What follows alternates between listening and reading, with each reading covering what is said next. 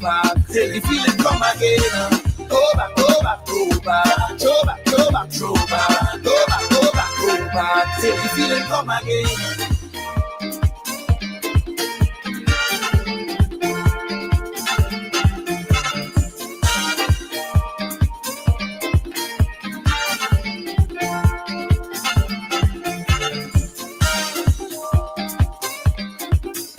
So let we enjoy this now, girl. Do it all over. Drunk or sober, so high like a stoner. Time to feel the feeling again. All over. Drunk or sober, so high like a stoner. Time to give them again. Like a throwback baby, throwback baby, throwback baby. Like back in time, back on my girl. Throwback baby, throwback baby, throwback baby. Like back in time, back on my girl. Go back, go back, go back, go back, go back, go back, go back, go back, go back, till the feeling come again. Go back, go back, go back, go back, go back, go back, go back, go back, go back, till the feeling come again.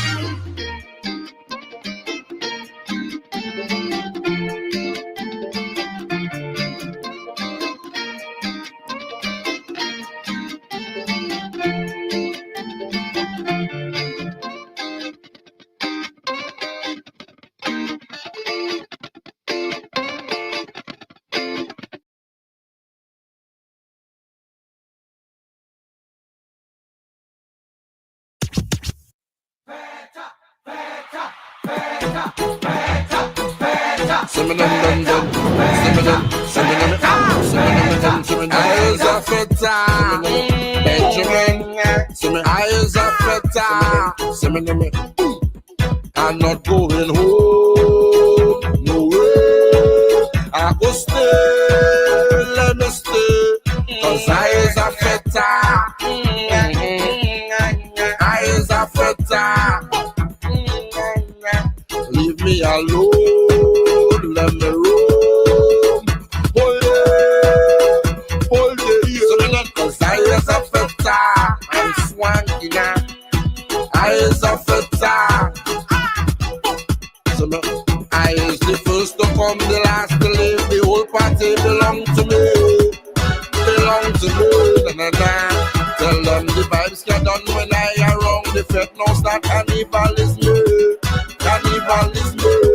Cause I is a feta. Cause I is a feta. Cause I is a feta.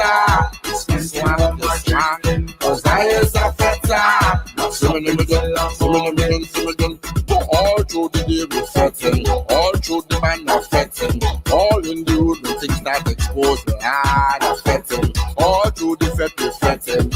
Any fete of fetting, I'm swanky now. Remember, I is a feta. I is a feta. Let we go along the road, carnival day. Let we play, cause I is a feta. Cause I is a feta.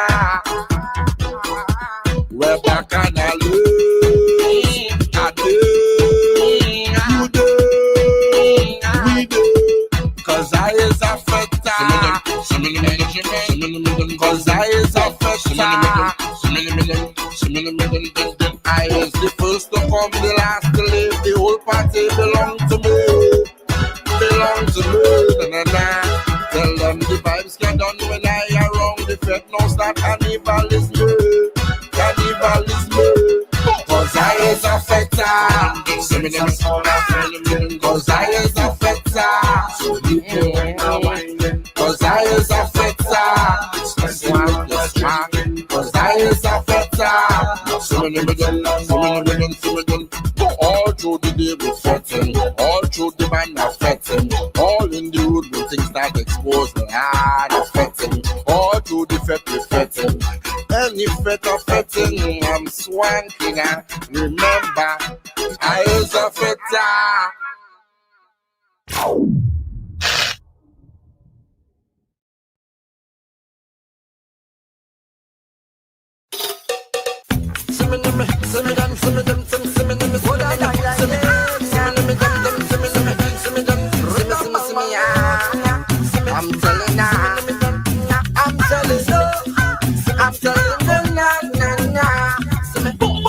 I party until it rain, na na na.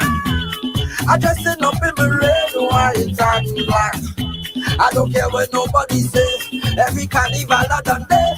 Plus I know all artists and only masters. Them say I'm a Danaba. I'm telling you where I'm from. I'm from Trinidad and Tobago. I got Trini, I'm Trini. I got Trini, I'm Trini. Popo Trini, I'm Trini. Cause they know what Trini does look. And they like how Trini does cook. And they like to hear Trini talk. And they like Trini woman walk.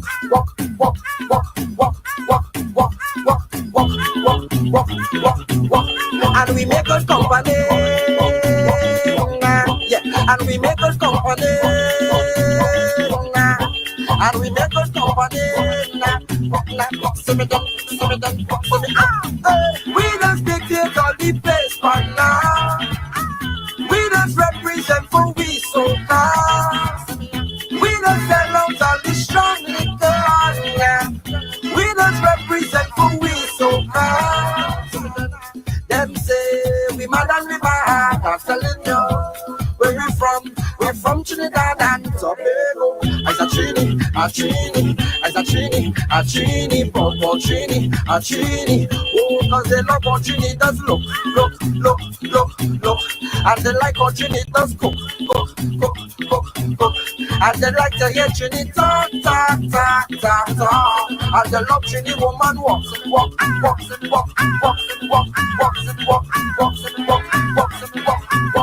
And we make us company. And we make us company.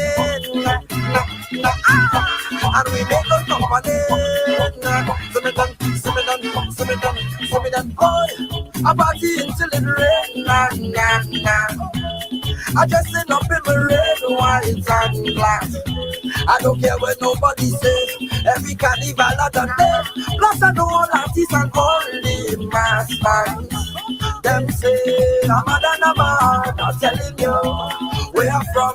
I'm from Trinidad and Tobago. I got Trini, Popo Trini. Oh, cause they love how Trini does look. And they love how Trini does cook. And they like to hear Trini talk. And they love Trini woman walk.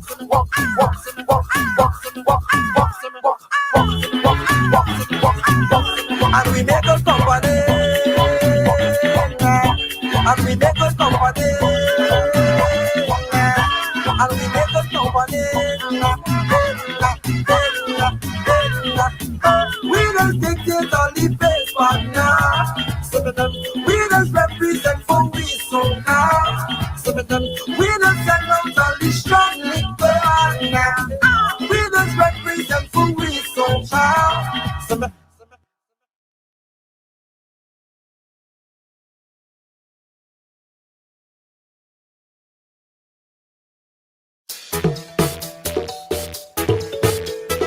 I'm telling now, Simon, you ready?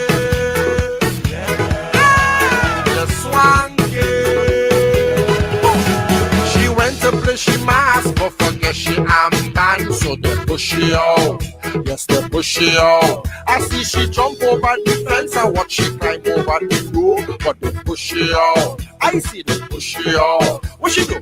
Wind to the side, wind to the side, wind to the side, wind to the side, wind to the wind to the wind to the wind to the wind to the wind to the wind to the side. Woman in front, man behind. Everybody come and join the line. Wind to the wind to the wind to the wind to the wind to the wind to the side. She go in VIP, but forget she complimentary, so they push she out. Yes, they push she out. She tell the man she went to pee, but you don't really want to hear she, you know. So they push she out. So they push she out. What she do? Wind to the side, wind to the side, wind to the side, wind to the side, wind to the wind to the wind to the wind to the wind to the wind to the wind to the side. Woman in front, man behind. Everybody come and join the line. Wind to the wind to the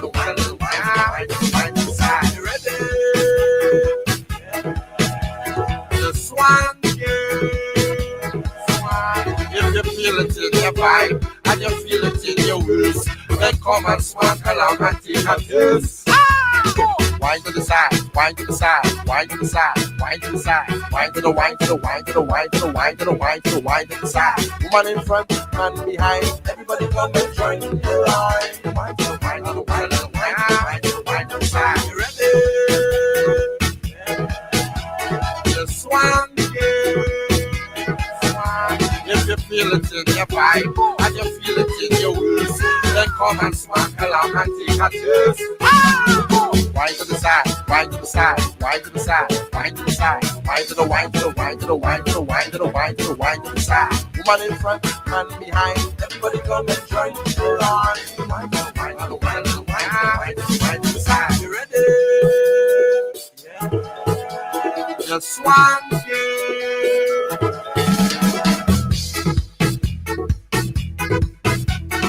I'm telling now, some of them.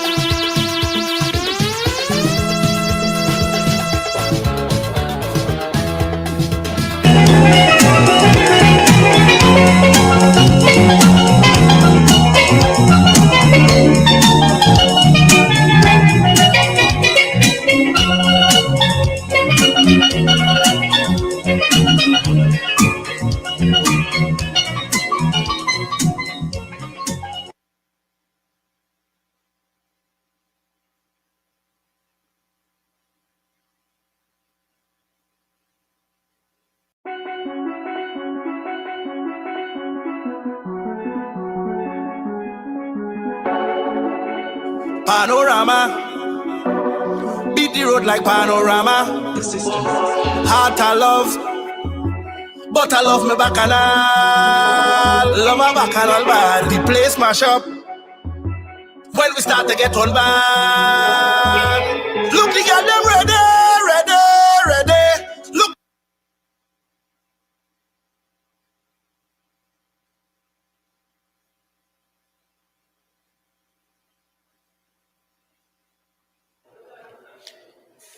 Okay, everyone, a very special good evening to each and every one of you.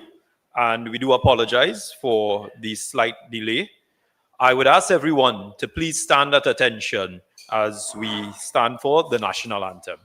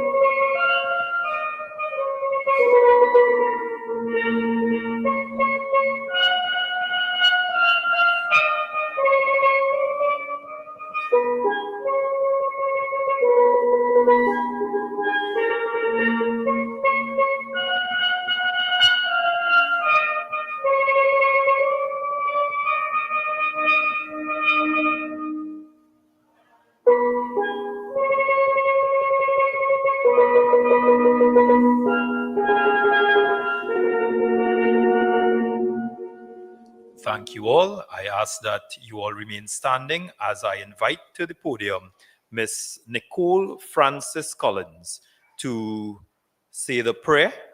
Miss Francis Collins is also chairman of the Caroni East constituency. Francois, sorry.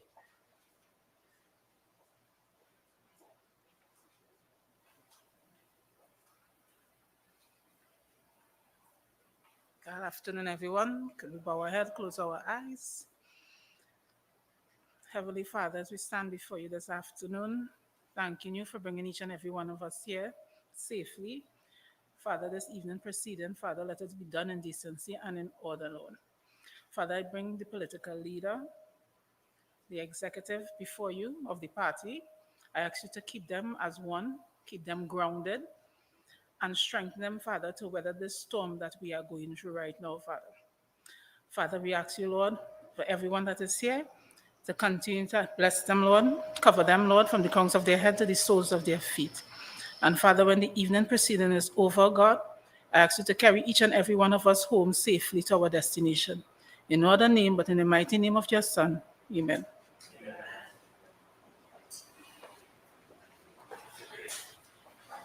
Thank you, Ms. Nicole Francois Collins. Ladies and gentlemen, you may be seated. Ladies and gentlemen, it's certainly a pleasure to welcome you here today in Chaguanas in Balize House Central for today's consultation on Stand Your Ground legislation. But before I move forward, allow me to recognize, in her absence, the Honorable Penelope Beckles-Robinson, political leader of the People's National Movement and the leader of the opposition, who is out of the country serving the people and doing the work of the people of Trinidad and Tobago. The Honorable Marvin Gonzalez, Chairman of the People's National Movement and Member of Parliament for Aruca Lopino, all party officers, including Deputy Political Leaders, and allow me to recognize Deputy Political Leader Ms. Jennifer Batiste Primus, Lady Vice Chair, the Honorable Nian Gatsby-Dolly, and I see we have our party's election officer, Mr. Indar Parasram as well. Members of Parliament, other members of Parliament, senators, heads of local government corporations, esteemed panelists, specially invited guests, ladies and gentlemen, members of the media, and those viewing live, good evening. My name is Vyash Nandlal, and I will be the moderator for this evening's national consultation on Stand Your Ground legislation, hosted by the People's National Movement. I welcome each of you who are in attendance here today in Balize House Central in Chaguanas, and those of you who are listening live and viewing live virtually. Today's consultation, in keeping with the PNM's objective of educating, informing, and listening, is designed to be interactive and allow for discussion with our panel, as well as to hear your views on this very serious matter of national importance. In our format, we intend to have opening remarks by the chairman of the People's National Movement, followed by a brief presentation on Stand Your Ground legislation, at which time we will invite our esteemed panel to come to the front and take their seats. Then, ladies and gentlemen, we will engage in a brief discussion with our panel on the matter of Stand Your Ground legislation and how it impacts you. And after, we will have the opportunity, you will have the opportunity, both those of you here in the audience and those of you virtually on social media who are looking at us live, to pose your questions and your comments and to have a discussion with our esteemed panel on this matter of Stand Your Ground and Stand Your Ground laws. So, ladies and gentlemen, without further delay, let us commence our program. Firstly, we have our opening remarks, and to give our opening remarks, it is my distinct pleasure to bring these opening remarks, an attorney at law and a distinguished public servant and committed patriot.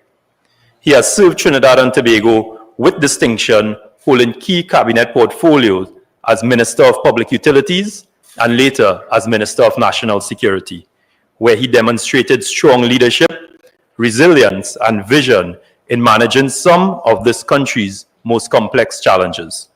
Today, he continues to contribute to the highest levels of public life as the chairman of the People's National Movement, chief whip, and member of parliament for Aruca Lopino.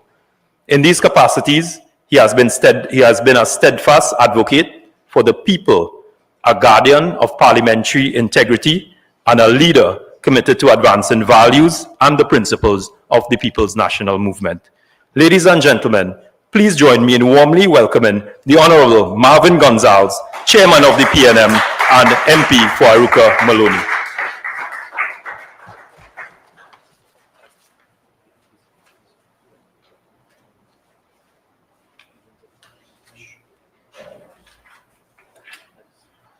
Thank you very much, Vias.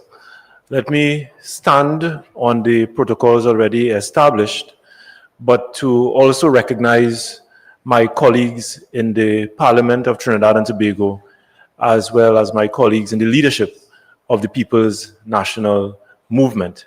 To you, members of the community of Chaguanas, listening and viewing audience on social media, national media, welcome to the PNM's second rounds of consultation on this very important issue and bill being proposed by the government that is referred to as Stand Your Ground. I want to thank the honorable political leader of the People's National Movement and leader of the opposition, Mrs. Penelope Beckles Robinson, who is at this point in time ably representing Trinidad and Tobago at the United Nations General Assembly. And we in the PNM should feel a sense of pride that at least we have one senior office holder, a constitutional office holder, that will ably represent our interests in Trinidad and Tobago. She's going to get up very early in the morning and she will attend all events promptly on time. If it's one thing we are short of, is that.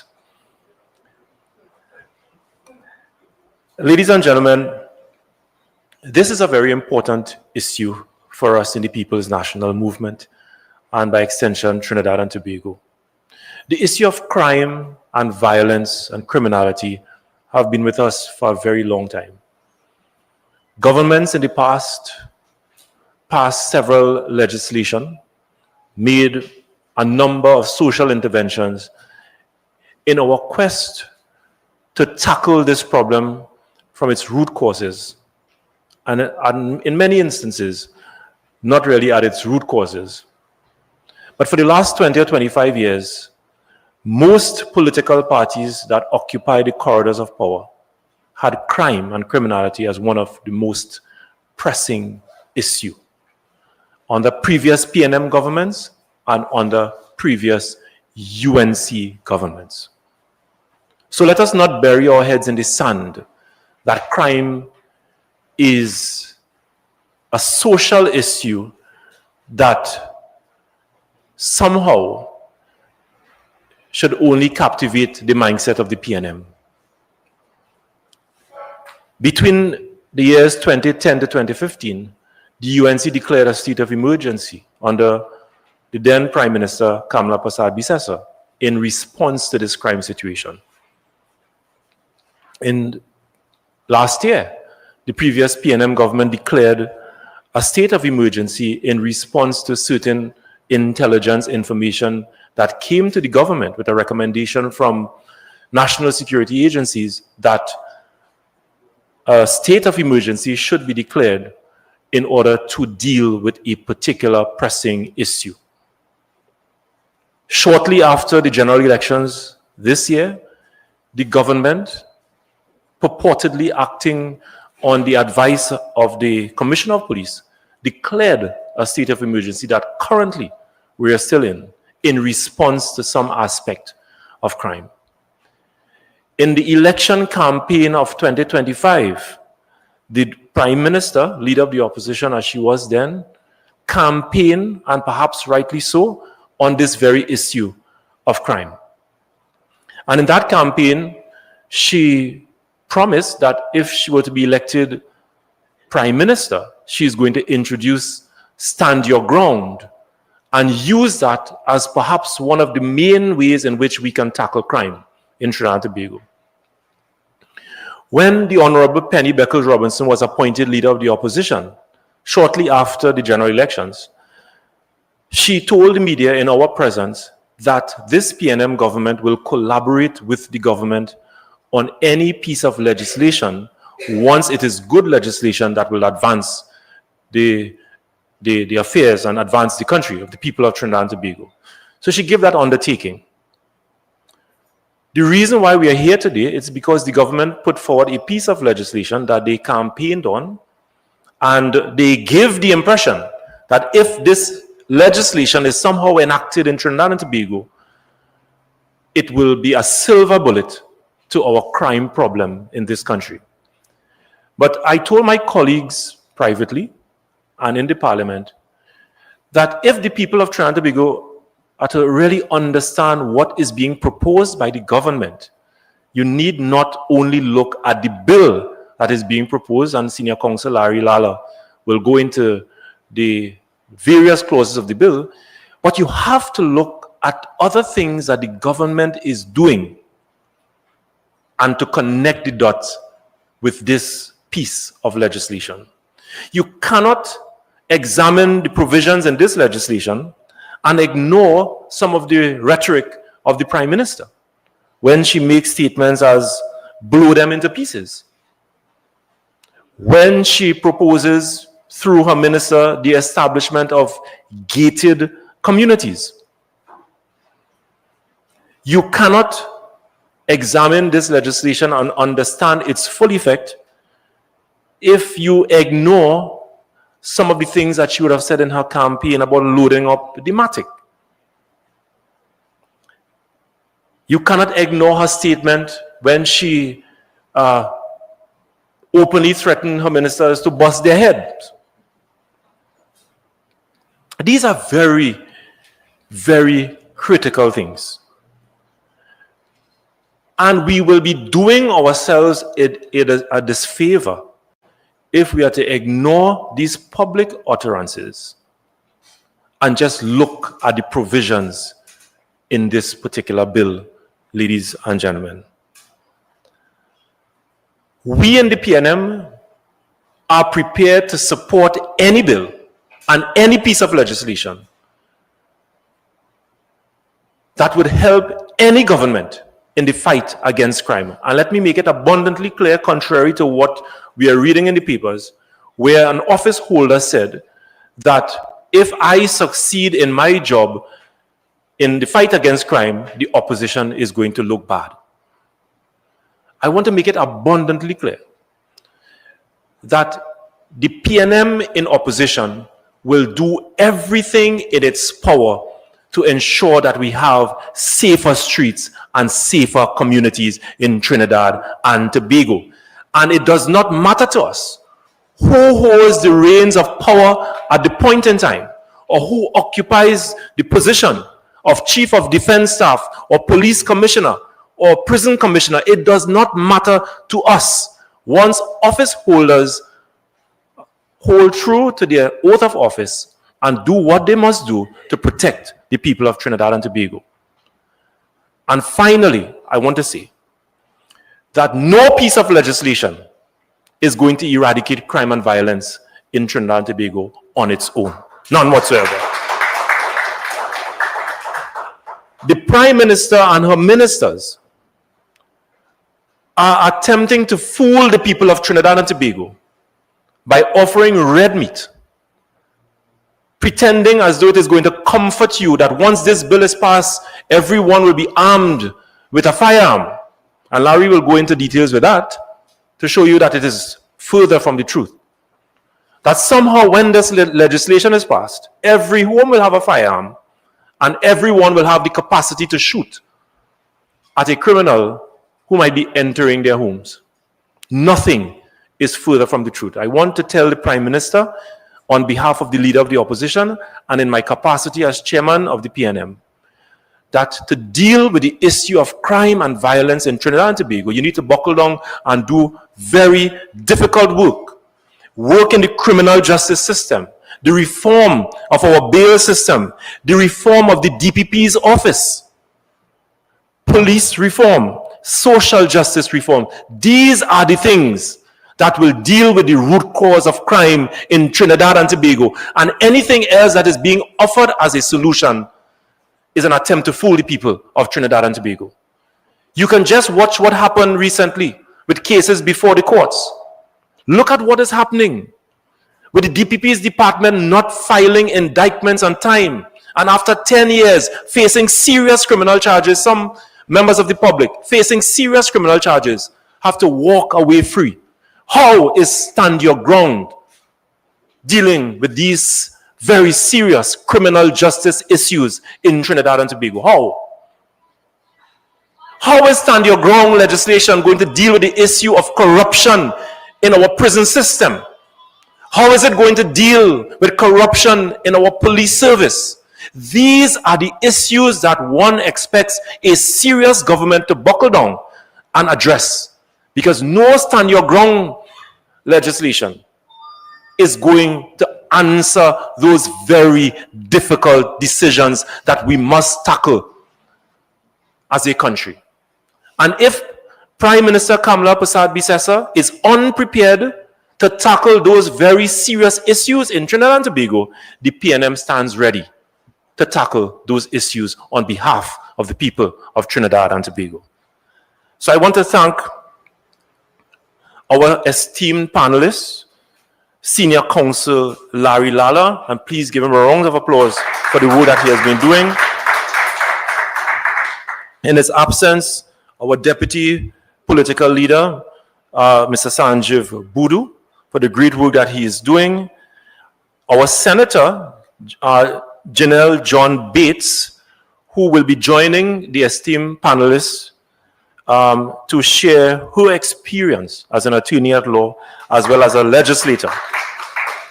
And of course, we have our psychologist, Mr. Sule Joseph, who did and really performed admirably at our last Stand Your Ground policy and consultation. I want to thank him very much for that.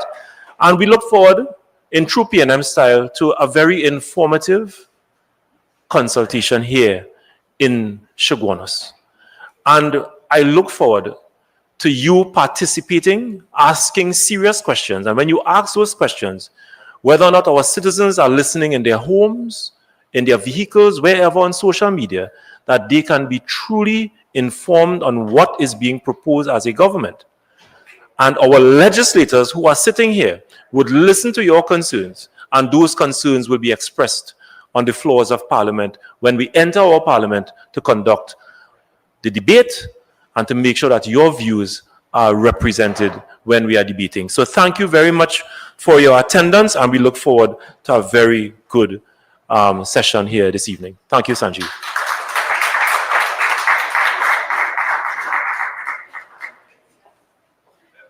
Thank you, Party Chairman, the Honorable Marvin Gonzalez, for bringing these opening remarks and really bringing context to this discussion on Stand Your Ground legislation, which is very serious and which impacts each and every citizen in Trinidad and Tobago. Ladies and gentlemen, we move along now to the other aspect and the other phase of our consultation here, which is we go into the panel, and from there, we will have a presentation by Mr. Larry Lala, Senior Counsel. So I would like to now invite the panel to our esteemed panel to take their seat, and I will call them out and introduce them one by one. All right, so firstly, of course, Mr. Larry Lala, Senior Counsel, and it is my pleasure to invite Mr. Lala, a distinguished legal mind and very respected voice at the bar with decades of experience in constitutional and public law. He has consistently championed the rule of law and justice in society. So we welcome Mr. Lala. Our senator, our next panelist, is in fact an attorney at law with a career focusing on criminal law, but spanning civil and family law as well.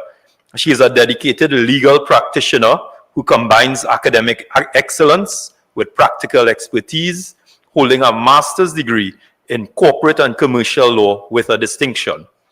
Beyond her practice, she is also a trained mediator, having brought her skills to important institutions such as the Judiciary of Trinidad and Tobago and the Office of the Director of Public Prosecution. Her breadth of experience and commitment to justice make her a valuable voice on this panel. Please join me in welcoming Senator the Honorable Janelle John Bates.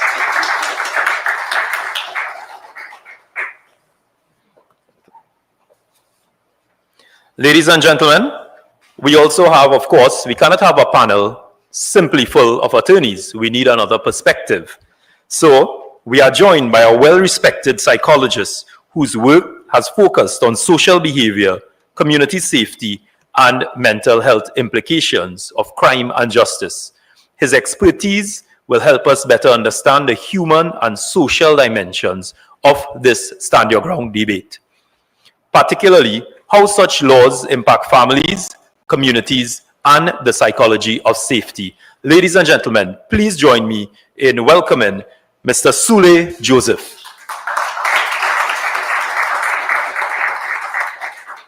And we do have another panelist who will join us very shortly, and I will introduce him when he comes. So, ladies and gentlemen, as we move forward, we have a presentation which would hopefully enlighten you a little, bring you some information on this stand your ground law, and most of all, hopefully be able to stir some questions, some comments, and some thoughts on your part, those of you here and those of you viewing and listening virtually. So without further delay, allow me to welcome Larry Lala, Senior Counsel, to give a presentation on stand your ground legislation.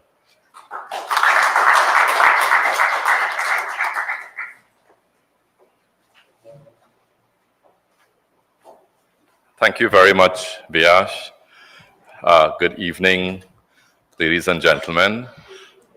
Allow me to adopt and stand upon the very distinguished protocol list that has been established by our chairman, just so that we could move very quickly into the presentations and get to the discussion. So for those of you who were tuned in the last time, and to those of you who are new to the discussion, let me start off by just introducing briefly the whole issue of how our laws are established.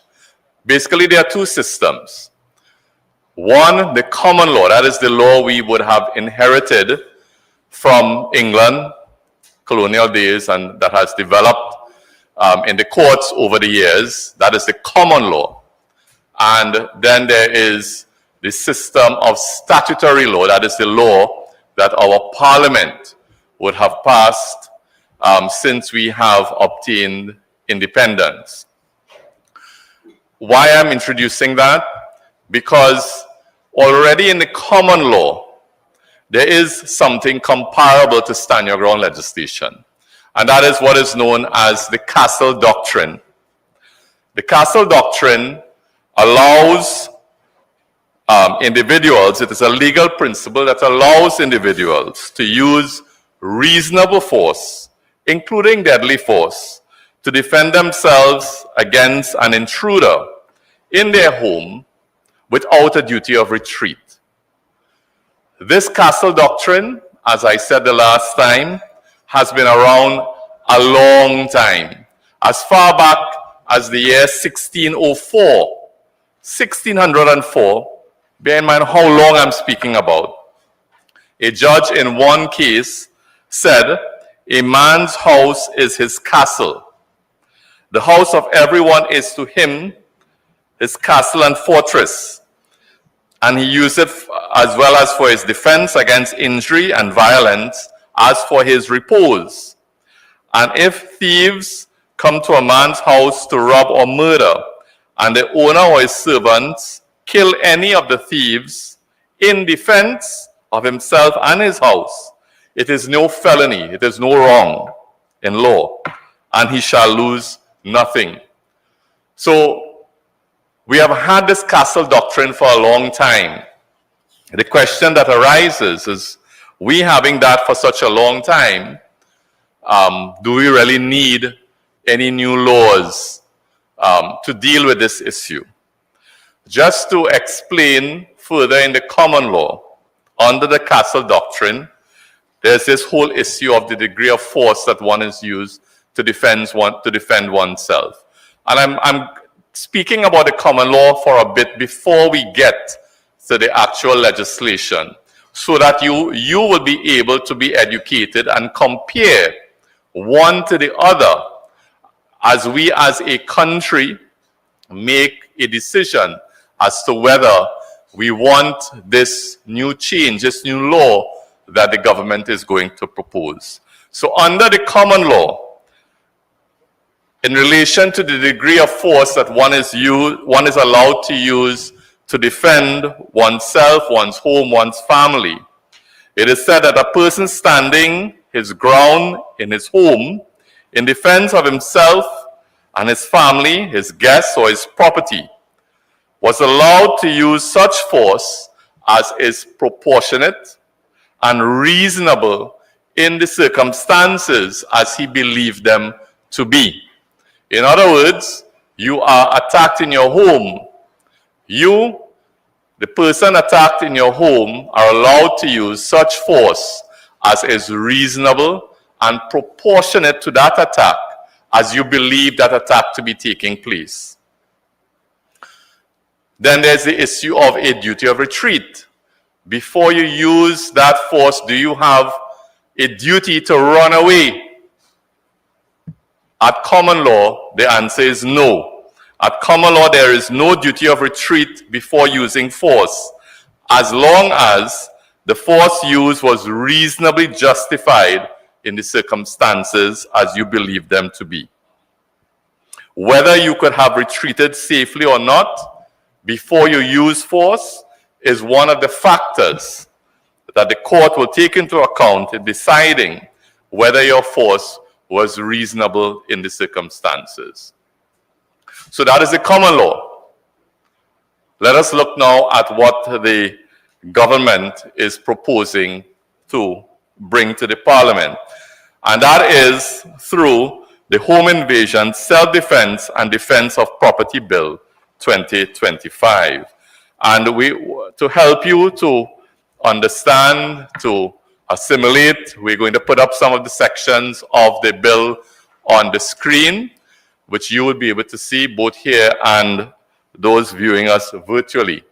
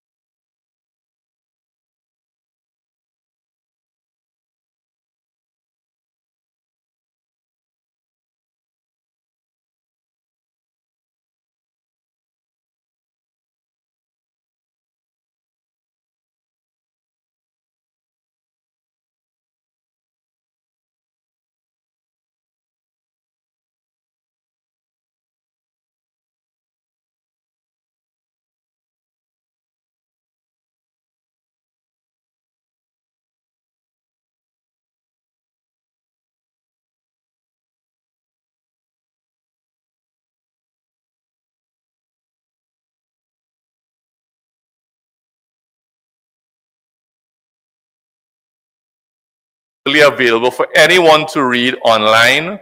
It's on the Attorney General's website. So you simply search for Trinidad Stand Your Ground Bill and you should be able to pull it up from the Attorney General's website. So we're moving on to describe who the bill categorizes as the person committing home invasion. Then we go to E, someone who enters a dwelling house and then forms the intention to commit a serious criminal offense, and F, while armed with a weapon, intimidates or uses or threatens the imminent use of force on any person within the dwelling house, whether or not injury occurs. Right, so those are some of the circumstances under which a person would be categorized as a home invader for the purposes of the bill. Once a person is attacked, how can that person respond? Let us go to section 7.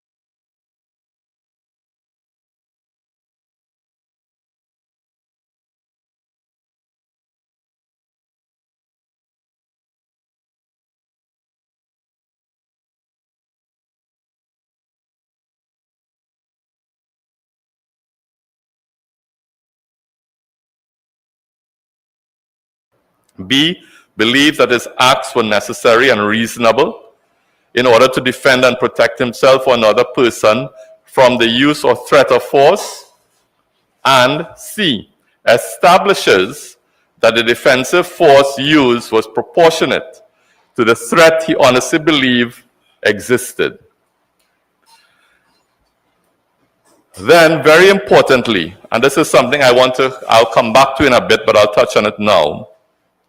If you respond with force to an attack, the factors that a court, bear those words in mind, that a court would use to determine if the force used was proper, that is found at section 7.2,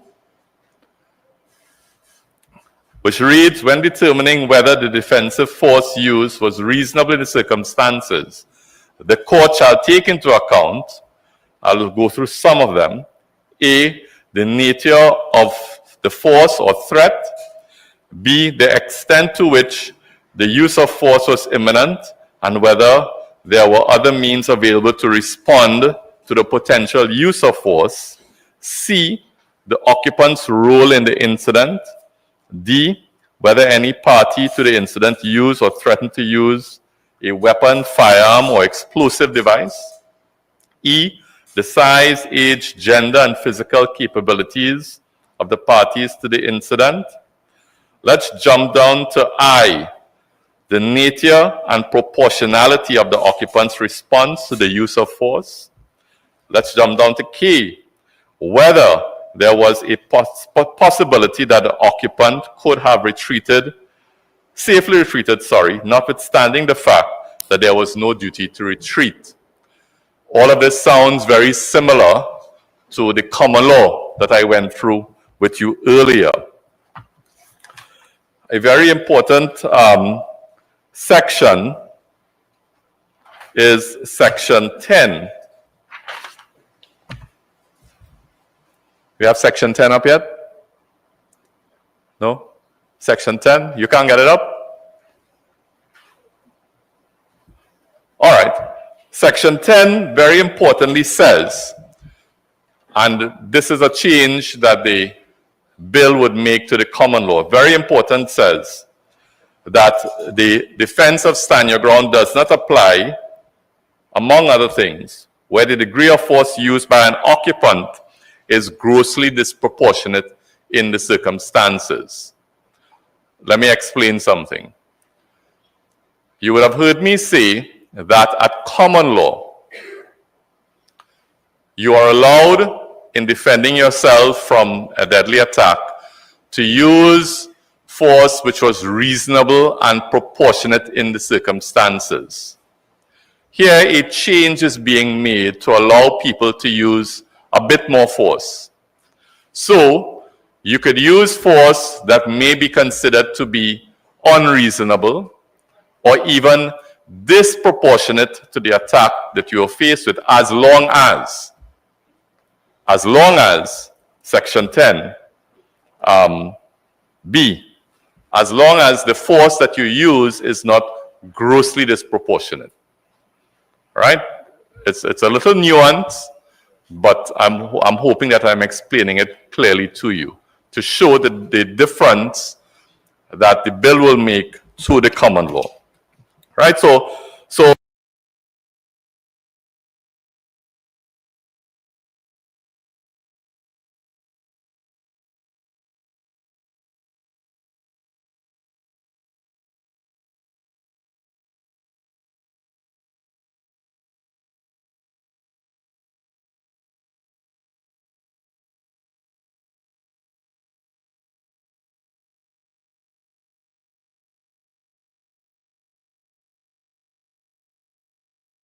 criminal offense known as home invasion, and the bill, if passed into law, would now change that. So, having dealt with the common law, having dealt with sections of the bill, having dealt with important changes being brought by the bill, I come to a very important topic, and that is the shortcomings of the bill. And this is a point I made at the last public consultation in Port of Spain, and I drew some fire from the other side. But it's a very important point. Under the bill that is being proposed, and I make the point, I'm not sure that the public properly understands from the consultations coming from the other side or conducted by the other side. Under the bill as proposed, even if you reasonably stood your ground and you use force which was not disproportionate to the circumstances you face, you still run the risk of being arrested by the police, charged by the police, remaining in custody for a very long time if you cannot get bail, until one day, some years after, you could go before a judge in court and say, "Judge, I stood my ground under this new bill, I have a defense." And then you could set up the defense. I don't think people are understanding or have understood that even with the new bill, they could face a serious amount of time in jail before they could establish their defense. And having said that, I want to emphasize the point that I made by playing the first video. Can we have the first video to highlight something that was said at one of the consultations conducted by the government? And we expect to see legislative changes to the Firearms Act. Because when this bill comes in line, the standing ground legislation, people may want to get a firearm. Presently, as it stands, there's a backlog of 35,000 firearms applications. People will have, and there's 9 people or 10 people working in the firearms unit at the police station.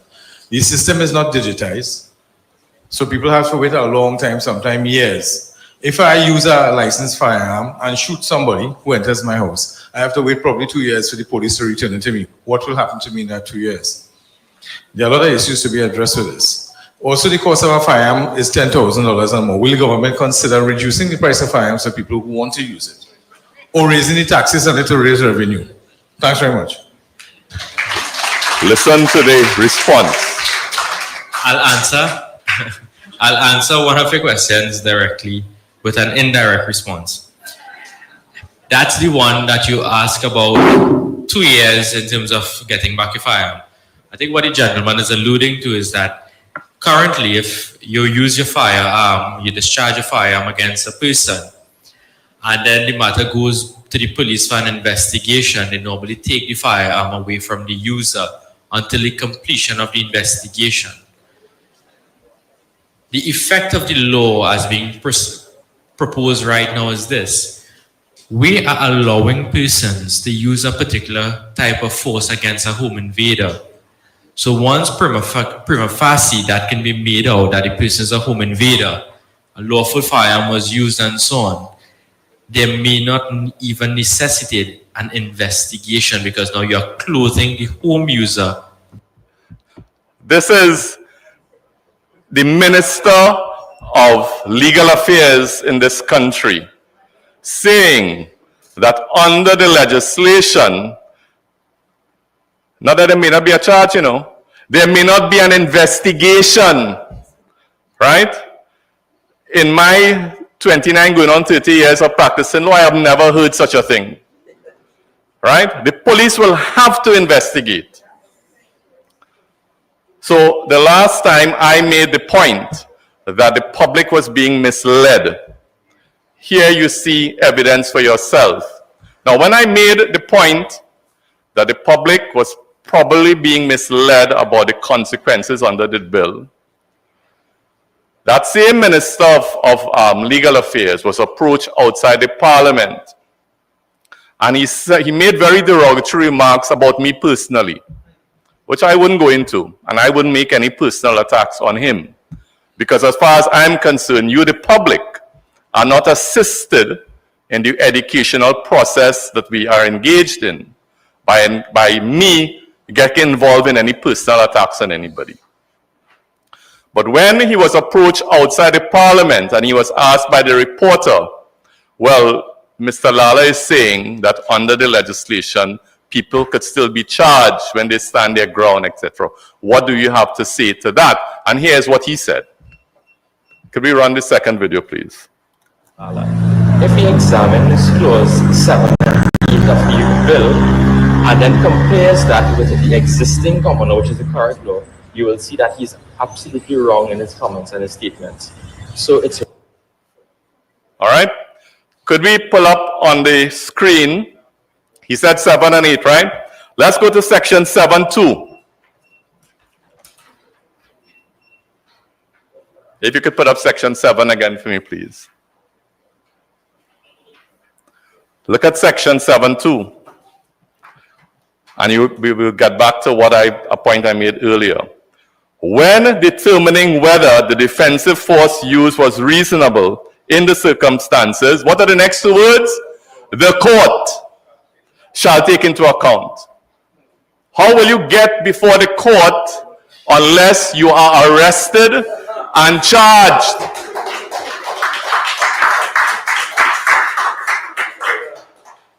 So to make my point about the public being misled, I don't have to make any personal attacks. And I will ask the Minister of Legal Affairs to have some grace and learn how to conduct yourself properly. So there we see quite clearly that in this bill, there's jail for persons standing their ground. And you will have to wait until your time arrives to show the court that you have a defense under the legislation. I'm not saying that would happen in every case. In some circumstances, there will be a clear case that someone properly stood his ground. And not that there wouldn't be an investigation, there will always be a police investigation.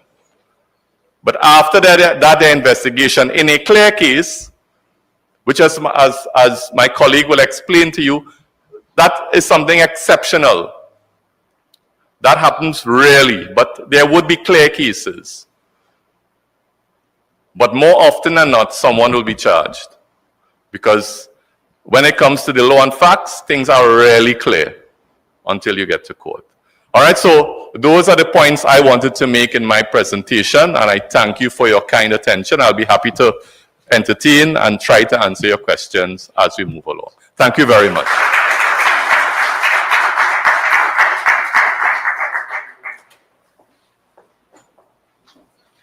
Thank you, Senior Counsel Larry Lala. And ladies and gentlemen, certainly very enlightening, always informative, and gives us a lot to think about. So thank you, Larry, for that presentation.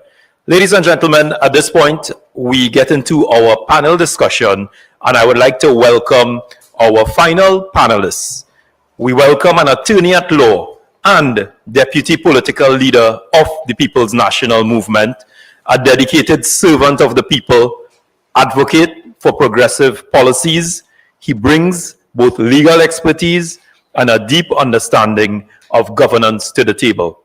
His perspective on how this legislation intersects with national priorities and the lived realities of citizens will be invaluable and bring insight into this conversation. Ladies and gentlemen, please welcome Deputy Political Leader of the People's National Movement, Mr. Sanjeev Boodoo.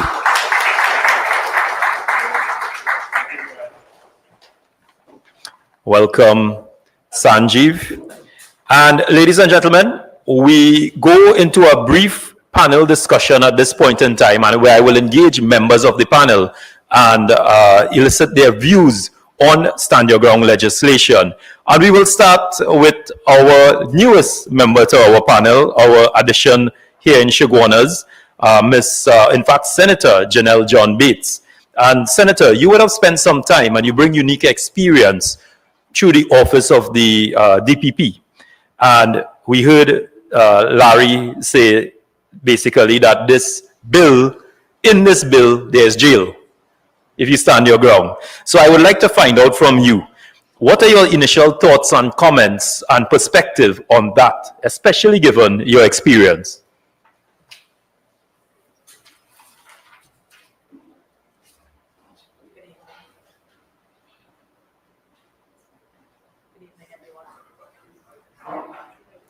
Good evening. All right, it seems to be working. Good evening, everyone. I would like to say that I agree with the sentiments expressed by senior counsel in that it's not immediately if you stand your ground, it's not that if you stand your ground, you are scot-free. Load up the matic, shoot them, and that's it. It is not that. Especially if you follow that advice and someone actually dies. Senior counsel is very correct in saying that there must be an investigation. And in my years at the DPP's office, what I find is that they actually go to the DPP for advice. And the DPP would advise them using a two-stage test. Is there sufficient evidence to bring the person before a jury to make a decision? And is it in the public interest to do so? So stand your ground doesn't mean you're scot-free. Because unlike in other jurisdictions, what this act does not have is what is called immunity hearings. In other jurisdictions, if you stand your ground, you don't have to wait until your day in court to then bring up this defense. You actually have a hearing very early on where you can make your claim for self-defense. And if the finders of fact in that situation agree with you, then you will be free. We do not have immunity hearings in this act. So while well-intentioned, perhaps to bring this act, I think the intention of it is not clearly expressed by the government. Thank you very much. And I want to bring into the conversation here Sule as well. There's a very important matter. At the last consultation in Port of Spain, we looked at many different angles on how this bill could be applied. But one important angle is that of domestic situations, family situations. You have situations where families are living in homes, you may have disputes, you may even have a visitor in a home that is a family member. Given your experience as a psychologist and understanding some of these issues, what is your perspective on that and how does it apply to stand your ground laws? I feel like I got the hardest question for you, but all right.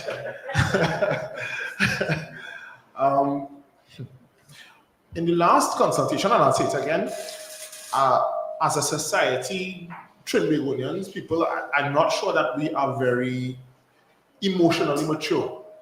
All right, we tend to be emotionally volatile people, so we swing with the extreme. So when we are happy, we are very happy. In that moment of happiness, nothing else matters. We focus on being happy. When we are angry, in that moment of anger, nothing else matters. You're real angry in that moment. All right. So if in anger, the first thing that comes to your mind is loading up matics and emptying the clip and busting people's head and so on, you stand a very high chance of actioning that in the moment of anger because you're caught up in that emotion, right? Just to bring that to the act and to relatives. One of the things I find interesting in the act is that the act does not make, as far as I can see, any reference specific to firearms, does it? It doesn't say specifically that standing your ground has to be with a firearm, right? And I find that interesting because with potential conflicts, we have conflicts often between family members, right? People fighting over who the house belongs to, who the house was left to, who the land was left to, that sort of thing. I can foresee persons both claiming residency of a property and utilizing this particular act or their thoughts on the act or what they're being told about the act, that they are free to open up themselves and attack the other person to offload, right? Bust the head, load up the matic and empty the clip, knock it on them again and again, right? Because there's this act, I'm concerned that this act may provide to the population a false sense of security and a false sense that enables certain actions and behaviors and reinforces it. So it says to me, if I feel as though I have a claim to this particular land, whether you name granny, auntie, tanty, cousin, uncle, whomever, if we get into a tiff and I stand in my ground, all hell break loose. So I do have legitimate concerns about that. Thank you very much, Sule. And Sanjeev, I would like to bring you into the conversation on the same topic, maybe from your perspective, the legal perspective as well. How does family relations or even situations where a family member is visiting and there's an issue, and how does this law treat with matters like that? I think, first of all, good evening, ladies and gentlemen. Thank you very much, Viash, for the question. I think the first point to note is that we come right back to senior counsel's position. All right, you have the situation of saying to the public, there'll be no investigation. But think about the absence of an investigation in that situation that you gave there. Think about two family members, one of whom is asked to leave. You're no longer an invitee. You don't reside there, you reside elsewhere. You're here at a family function, and things go south over a game of all fours, and you are asked to leave. You are no longer an invitee at that premises, and the owner of the premises, or the occupier, as the act contemplates, decides to take what he finds to be a stand your ground position consistent with this legislation. And the government is saying to that person, well, look, there's not going to be an investigation here, because prima facie you could say this person is no longer an invitee to my home. He's therefore an intruder. I've asked him to leave. He's refusing to leave, and therefore I have taken my licensed firearm and shot him. I mean, that is absolute chaos. And that's the thing about this piece of legislation. And I keep asking the question, what exactly what problem does this legislation address? What problem is it fixing? While I accept that the legislation introduces a new offense of home invasion, I have not yet heard of any person breaking into another person's home and being caught by the police, and the police saying, there is no charge for you, an offense does not exist in law. That has never been the case. That's never been reported anyway. So even the introduction of the crime of home invasion is not novel, it is not new, it is not that if you break into somebody's home and it is unlawful, you're not going to be charged. So that is the main question I think we should be asking ourselves. What exactly is this piece of legislation trying to fix? What is the problem it is trying to fix? Just as we should be asking that about any legislative reform. Anything that is going to Parliament to introduce new law, we should be asking the question, what is the problem you're trying to fix, or what is the problem you anticipate that is going to need fixing? Thank you, Sanjeev. And if I may, right? Sure, Sule. There's a Sanjeev raised something that's interesting, and there's a portion under 7.2, right, that speaks to it being unlawful. You can't lawfully use this this act as a defense for standing your ground and shooting somebody if they have mental health challenges, right? Now, that first of all negates it needs to be investigated if a person has a mental health challenge. So if you have somebody who you deem as a crazy person, I don't like the term crazy, but let's use it for this, from your village, from your area, you have a relative who's suffering mental health, dementia, anything of such a nature, right? Even depression, which is prevalent, depression and so on or whatever. That the act specifically talks about that the person must not be suffering with any mental disorders under 7.2. And so, if that needs to be investigated, if the person was in the same mind when they were on your property, that matter needs to be investigated. And while that is investigated, as a therapist, I can tell you that the court will reach out. It takes a process. When the court reaches out, they will say we have X amount of time to do the assessments and so on to see if this person is within their right frame and so on or whatever. That takes a period. Now, while all of this is going on, the police investigating, right? You'd be under arrest, right? I am assuming the police would come, take you, they're investigating, you'll have your firearm, we'd be doing an assessment. That assessment like this, for me, would take at least a week to have done, and then a week to write it. That is 2 weeks alone by the psychologist, the therapist. I don't know how long other aspects of the investigation will take place, but I can tell you on my end alone is 2 weeks. So 2 weeks you will be in custody while I am doing my part of the investigation. I can't speak to the other aspects of that investigation. So Lord alone knows how long before you go back to court and have to face your day. And you may be very well right within your rights to have done so. But I want to reiterate that I have again a concern that there is a belief, or at least the population have been told, that they can easily load up the matic and release and shoot persons, and they don't have to worry about the consequences of being arrested. Thank you, Sule. And Larry, I know you wanted to make a comment. I just wanted to touch on something that Sanjeev raised. He asked the question, what problem is the legislation trying to fix? Now, we all know that we have a serious crime problem. We all want to have a safe society in which to live. And of course, a very important elements in that is having the police do their job effectively and having the proper social programs in place to ensure that people are not tempted to turn to a life of crime. But I read the report. There is a report of the Law Commission which accompanies the bill, and this is also available on the Attorney General's website for those who would like to look at it. I read the report, and there was something very concerning in the report in relation to Sanjeev's concern about the problem that it's trying to fix. And I just want to read one paragraph from that report with your permission, Mr. Chairman. Paragraph 2.5 of that report reads as follows.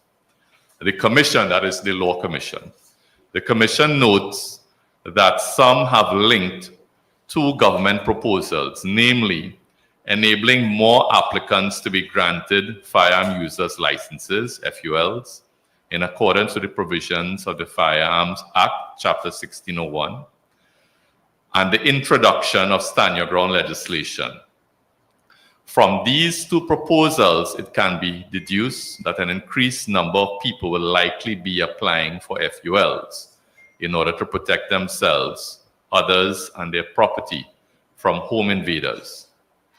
Although the grant of FULs and the use of firearms are not the focus of this paper, the Commission acknowledges the connection between these two proposals and supports suggested measures such as extensive mandatory training for FUL holders, recertification, limiting the number of firearms per FUL holder, and the inspection of dwelling houses to ensure proper storage of firearms.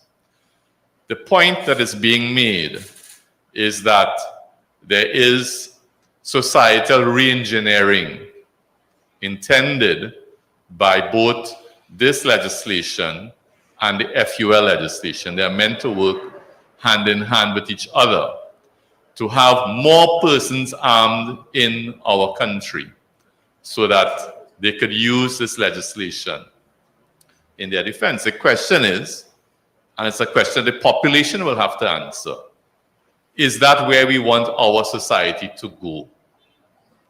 So the legislation was imported from the United States principally, and we all know that or most of us should know that in the United States, in their constitution, they have their Second Amendment, which gives the citizens of the United States a right to bear arms.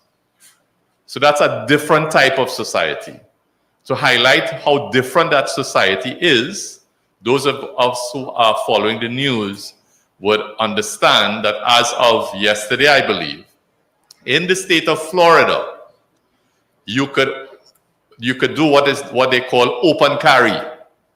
If you are an FUL holder, you could walk around like in the days of the Wild Wild West with your gun and your basically literally in your waist and show everybody that you have a firearm.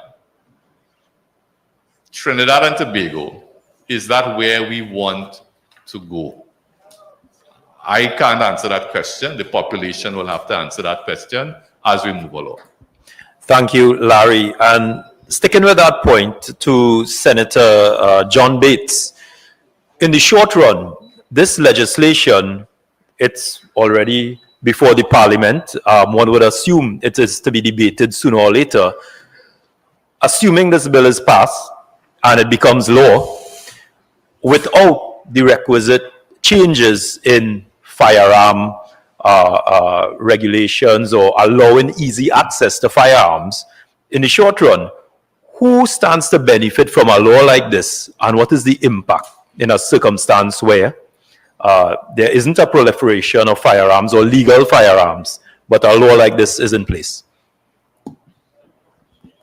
You're asking me a question a bit outside of my ambit. You're asking me who stands to benefit from this. Well, this Stand Your Ground Act doesn't specifically speak to only use of firearms to defend yourself. So even if there are no change in the FUL and other regulations, they're saying you can stand your ground with whatever you have at hand. A cutlass, as somebody say, people apparently have cutlass under their bed and at the side of the door, wherever 2x4 you have, the belt it is beat the children. So you're not relegated to only using a firearm. But in terms of who stands to benefit, if this law is passed and everybody now looking for a firearm, which I heard on the screen is 10,000 and up, I leave it to you to figure out who will benefit from everybody lining up to buy a firearm now. Thank you, Senator. And again, this is a very interesting point raised by Larry, and I want to bring it to you, Sule. We have a society, and Larry raised the issue of societal re-engineering, likening it to the US society where there's a culture of right to bear arms. What's your perspective on that? My perspective on the culture to this On the potential of a proliferation of firearms, a society where legal firearms is or becomes part of the culture. Okay, because I was going to say perhaps based on reports, there may be already a proliferation of firearms. There's the legal ones though we discussing, right? Okay.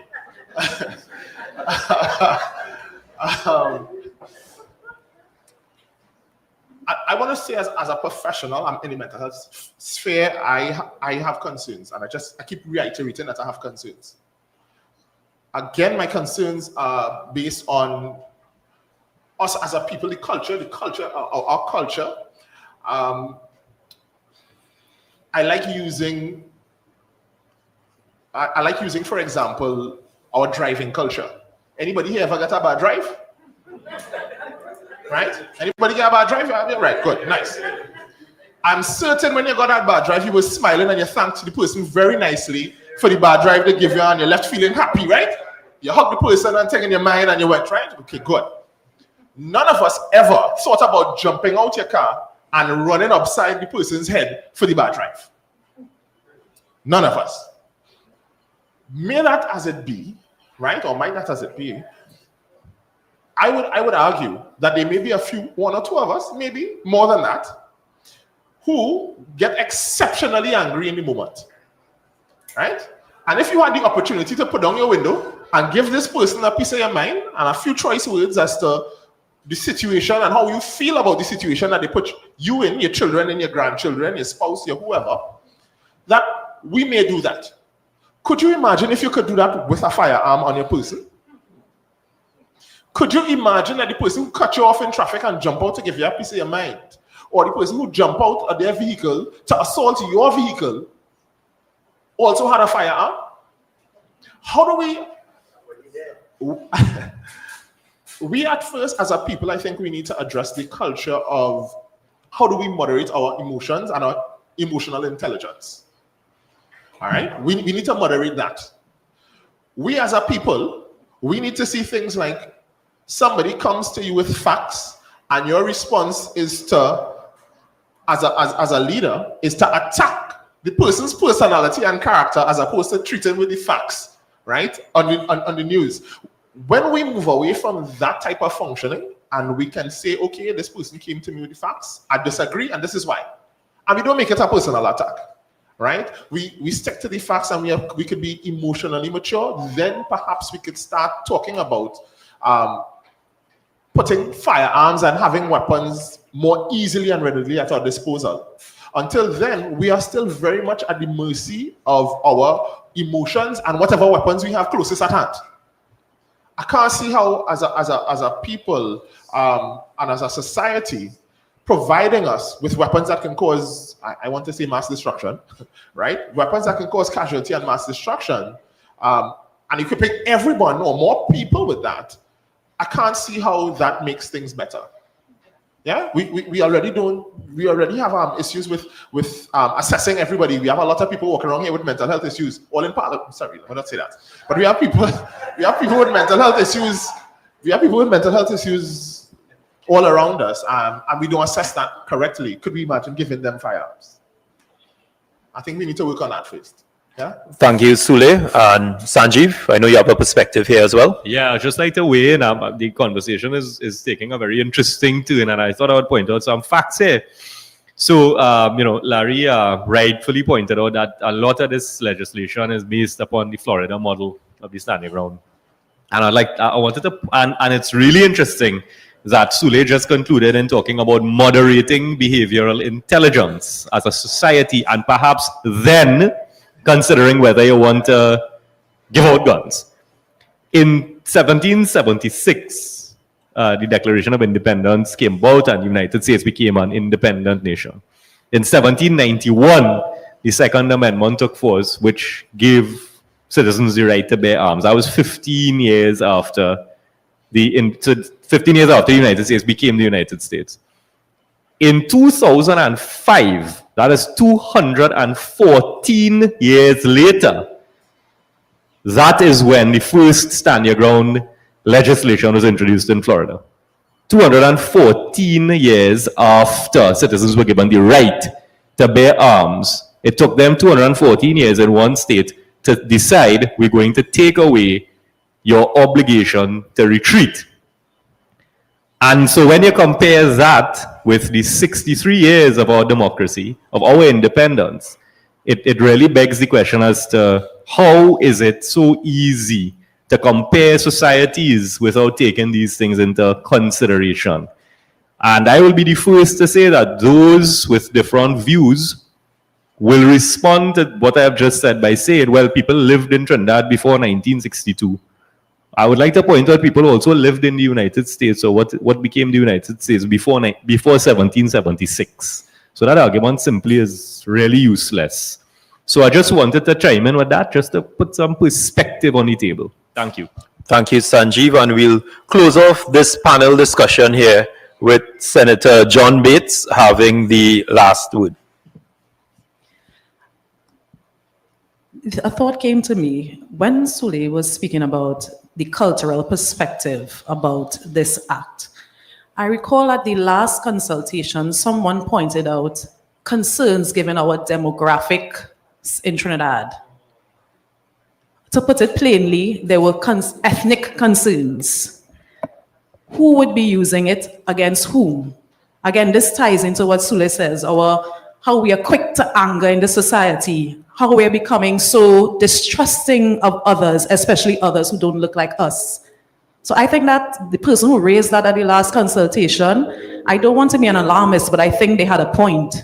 And then we also have a society fractured along economic lines, those who can live in gated communities and those who don't. Again, that was raised, and I think we have to start thinking about that. Having more people armed in this society, will we be quick to use the gun first, empty the matic first, and then ask questions after? Vigilante justice, so many questions arises. Thank you, Senator. And we conclude this panel panel discussion segment of the consultation, and we now enter into the segment where we get into a discussion with you, the members of the audience, not just here in person, but those who are live on social media, on YouTube, on Facebook, and our various platforms. So you can also send questions. But before we get into that, let me just go through some of the ground rules so we have a structured approach to this. So we ask persons to just line up in an orderly manner behind the mic, which is placed at the middle of the room here. Persons are limited to one question or comment, or should be limited to one question or comment. And we ask that you keep your question or comment within a 1 minute range, and you stick, of course, to the issue. Today is a consultation hosted by the PNM on stand your ground legislation. So we ask that you stick to the topic. We also ask that you minimize preambles. I know persons tend to give a preamble, so if we could be very direct in the question. And we are also asking that instead of going through the protocols, just simply state, I stand on all previously established protocols, or all protocols observed. And above all, I ask that you please remain respectful in your conversation and in our discourse. We may disagree on items, you may disagree with some comments or some things that may have been said, but as a society, and I think Sule would agree, that we need to find ways to be respectful of each other's views. If the moderator must intervene to bring the conversation back in line, I will do so. So, ladies and gentlemen, I welcome you to bring your questions, your comments, and engage in this very fruitful and informative discussion with our esteemed and informed panel here today. So, please, the mic is yours.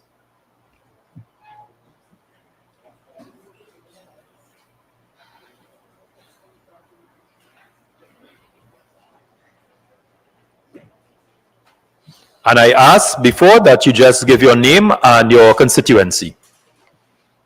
Good night, everyone. My name is Yunef Mr. Figuera, Carney East constituency. This is my second consultation visit. And from what I heard, because even from the last time I was thinking, like sometimes when I hear all that was said and I understand, but it is more that you're concerned with the repercussion of having the matic. For me, if I had an opportunity to vote, I would vote on having the matic as a businesswoman, because these fellas, when I understand as Sanji say that when they are held, the police will do their job. But I haven't heard nobody saying before the police hold them when they're looking to come in my place. I mean, I just say, look good, I could get raped. And they come in and they're raping you. What do I do then? And there is where I would like to have the matic to protect myself and my family. Sanjeev? Thank you. Good evening, Yunit.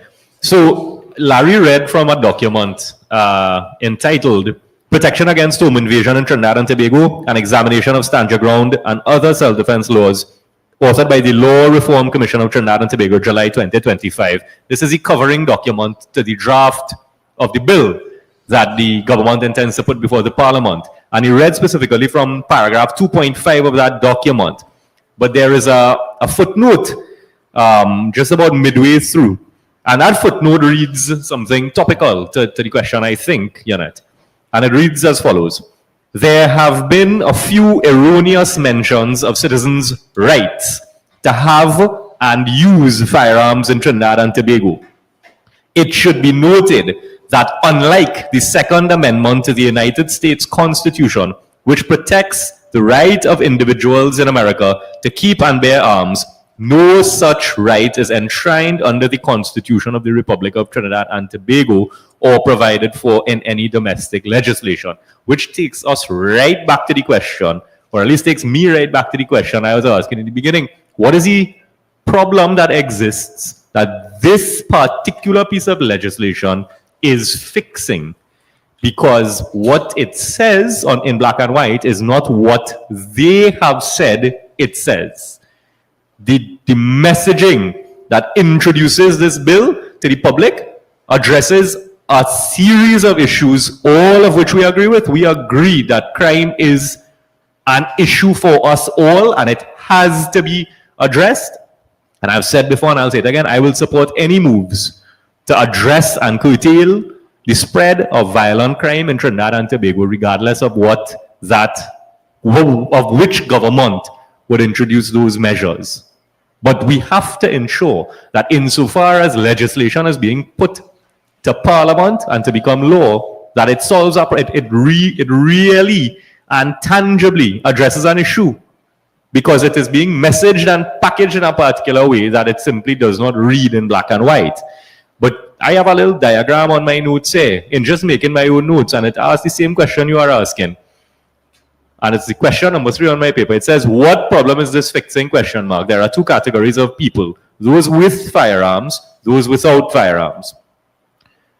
Those with firearms, there's already self-defense laws that protect you. And to support that, I would suggest cast your minds back to the most recent 5 shootings that involved the owners of legal firearms, and ask yourself, of those last 5, how many of them were arrested and charged with any crime? And the other category of people, no firearm. Well, you're still not protected by this legislation, are you? That's the point you made. So which of these 2 categories this bill is assisting? To add to that, Chantif, right? Your concern, Unit, is a sobering one and a very real one. But the fact that you have that concern in the first place speaks to an element of lack in an area of protection. What you are saying is that you feel the need to protect yourself because the agencies that are designed to protect you, you're clearly not feeling as though they're doing that. Which suggests that needs addressing, not necessarily putting a firearm in your hand. We need to address the systems that failing. Because you can have a firearm in your hand and that still happens, right? It says to me what happens, the messaging, again, as Sanjeev said, I have an issue, the messaging creates within you a false sense of security, that having this firearm will make you feel safe. It also throws and thrusts upon you, the citizenry, your own responsibility for your security, when there's a system that's supposed to be in place to do that. So then we're taking away the responsibility of the police and so on from protecting and serving us, and now we protect and serve ourselves. Something wrong with that system. Thank you, Sule. We have another question here. Good evening, gentlemen. Good evening, Mr. Chairman. Good evening to you all protocols observed. Before Mr. Sule intervened, I felt I would not have been able to say my piece.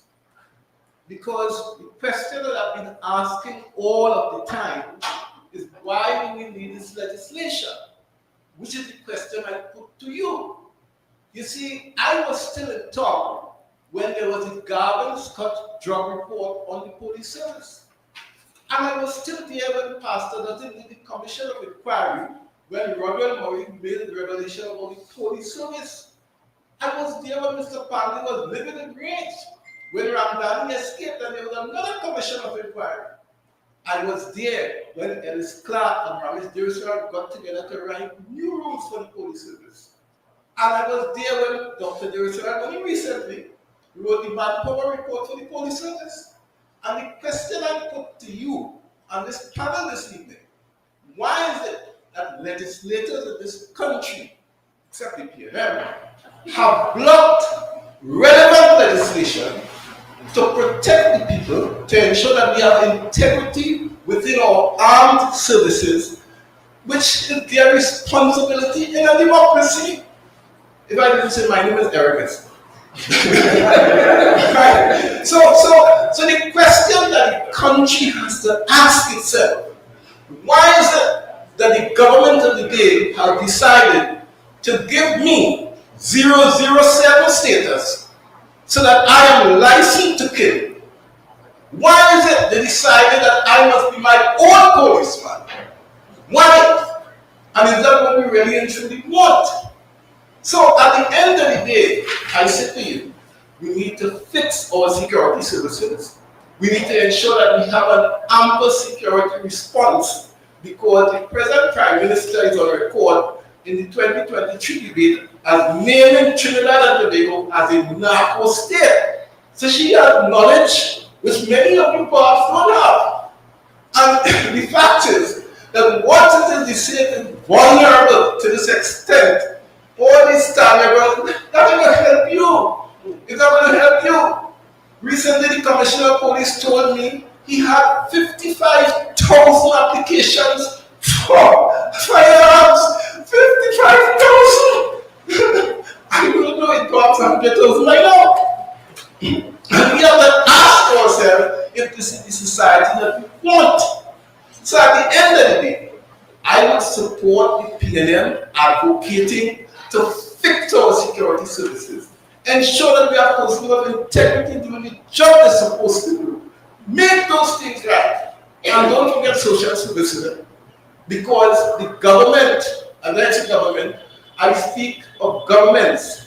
We have been guilty of one particular crime. You see, there are persons in the society who will only be able to work for the state. And we have to accept that. We probably have to get them to work a little harder. And we cannot take the economy away from them, put it on to others who already have, and expect the society to function normally. That's not going to happen. Example, you give a man a big contract to build a road. He decided to hire who he wanted to hire. He didn't hire John, Amos, Bernard, nobody like that. He hired who he wanted to hire. And at the end of the day, John, Amos, and Bernard, they can't pay the electricity bill, they can't pay the agency bill, they can't buy books for the children. We have to decide how we run this economy, because a social aspect is critical in everything that we do. So I just want to make it clear. We fix the security services, social compact, those things. But when you try to tell me that we need a stand your ground law so that I must be licensed to kill, something else is happening. I'm going to Chaguanas next. Thank you very much. Thank you, Mr. Esdell. Certainly raising some very pertinent points, and I just open it up to the panel. If anyone cares to address some of the issues, we looked at, he spoke of root causes, he spoke of potential solutions to crime, and maybe in the past, the current government, maybe when in opposition, not supporting key pieces of legislation and not supporting initiatives. Yeah, it was good to put a face to the voice. But the gentleman raised a very important point. Do we really want to replace the police service with an armed population? And that is where we're heading. That's the point I made earlier, with the link between the Stand Your Ground legislation and the FUL legislation.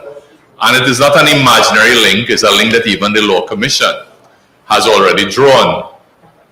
And the question that arises for discussion, which is something that as a population we need to confront. Do we really want to go there as a society? In this Caribbean sea that we occupy, I don't think there's any island that conducts its affairs that way. We are small societies. And do we want to have a heavily armed society that competes with the police service for space? Or should we focus on fixing the problems we have with our police service so that they could properly police the society? It's something that we have to ask ourselves. Thank you, Larry. And just coming out of that comment as well to Senator John Bates, I might ask, Mr. Ezra raised the issue of social services and looking at our economy, and I think what he was speaking to is root causes of crime and a holistic approach to fighting crime. Do you care to comment on a point like that? I think it's a critical point for consideration. It's very much like this whole concept of putting police in schools. we seem to be trying to address the symptoms without addressing the illness, you know? So I think this whole approach to crime is not about, or home invasion, let's use that, it's not about just having a piece of legislation, because yes, we have this legislation, but the first question is how many of us can get guns? And as a woman, do I even, because that whole point that was raised earlier about the prospect of being raped, that has been ringing in my head since it was stated. Do I want to test the stand your ground legislation in that situation? Do I even want to be faced with 3 or 4 men in my house and then scrambling to find a gun to protect myself? No. I want us to get to the root causes of these issues. What drives people to crime in the first place? I want us to have more police patrolling, and to me that is something that would be a deterrent to some people even breaking in your home. I want us to address the justice system, making sure that it's running more efficiently so that criminals know that when they commit a crime, it's not that they're going to get bail and be out on the streets for years and years and years running up and down doing whatever. No, they know it's in quick order. They will be prosecuted and hopefully jailed for their crime.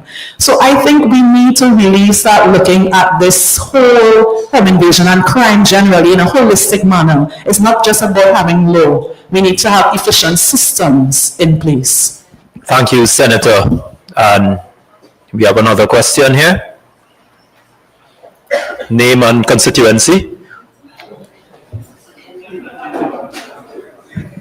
Starting on the existing protocols, good evening everyone, Jovan Roberts, Malama Osika. One of the criticisms of the existing common law is that how does one measure proportionality? So for example, if you come to slap me, I will break your hand. Or this I'll try. To me, that is reasonable and proportionate. To the person with the broken hand, it is not. So it will then have to be ventilated in court and we determine who was right and who was wrong, or if these laws are adhered to or not. So, just Angie, to your point, that could be what we are trying to address in saying that now you're allowed to use slightly disproportionate force. The problem I am anticipating is if you tell me now that I can use disproportionate force and you try to slap me, I will now want to put a cocktail on you. I want to put you in the hospital because I'm permitted to, right? So I'm saying that to ask this question. How does one reasonably measure disproportionate force? Thank you. Okay. Larry? Yeah, and that is the issue that's going to get a lot of people arrested and charged and have to look for bail if they get bail. And will have to wait for years in custody awaiting trial, because the same issue you are asking is the same issue that will confront the police in the investigation that they will conduct. And it's the same issue that the DPP will be concerned about when the police go to him for advice. So it is a very, very difficult issue to grapple with. And the point that I made the last time, and it was made here again this evening, is that it is unfair to the population to bring law like that and not have inserted in the law the immunity provisions that would allow someone, if they are charged, to force the police to bring the matter before a judge within a short space of time so that they could place the onus on the police to show that they acted disproportionately. And if the police cannot do that, then they have to be freed early. So in a way, if this bill goes to the parliament like that, like this, and is passed, the government will be setting up the population. Because they tell you could stand your ground, but when you are arrested and charged, there is no immunity in the provision, there is no immunity provision in the bill to ensure that at an early stage, you could have a chance of walking free if you acted properly under the legislation.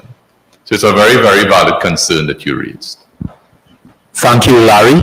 And again, we have another question here. Good evening, ladies and gentlemen. My name is Adam Hussein. So one of the concerns I realized that were not picked up from the panel is the issue of owning a licensed firearm, is the fact that it makes you a target to the criminal element. Right. So I know a lot of instances, retired police officers, security guards, right within the area here, they have been targeted just because the sole purpose they own a firearm.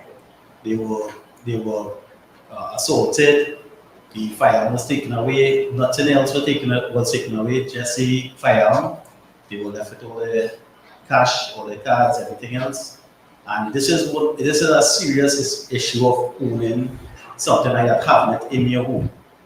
So we have to be cognizant of that fact, and we have to also know that not every home might have a strong able-bodied man or a strong able-bodied woman for that case. We might have the elderly, we'll have kids. So in situations like that, even a home invasion, which is the purpose and intent we thought is for, if there's a firearm there, this makes them a very easy target and could even cause that family more stress. Thank you, Senator. And I see Larry wanted to comment as well.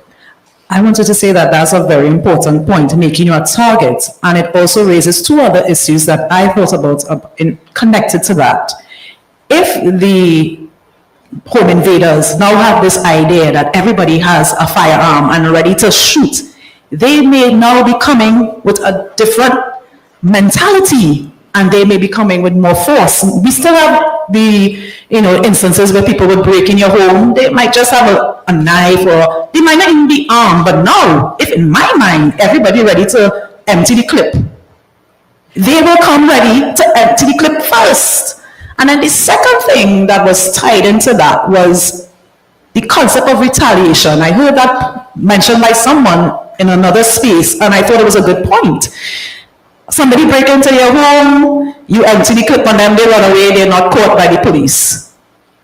As the person said, these people will swing back, they might return now. And that is another concern I have that can arise out of this piece of legislation. Thank you, Senator. Larry? Yeah, I mean, if the criminal element know that people are more heavily armed, they're not going to be deterred from doing what they want to do. They're going to come to do it with more force. So the answer cannot be to have a more heavily armed society, because that doesn't address the fundamentals of the problem. We have to address the fundamentals of the problem if we are to deal with crime, not by ramping up violence in the society. My respectful view. Thank you, Larry. And Sanjeev? Thank you. I'll try to be quick. Thank you.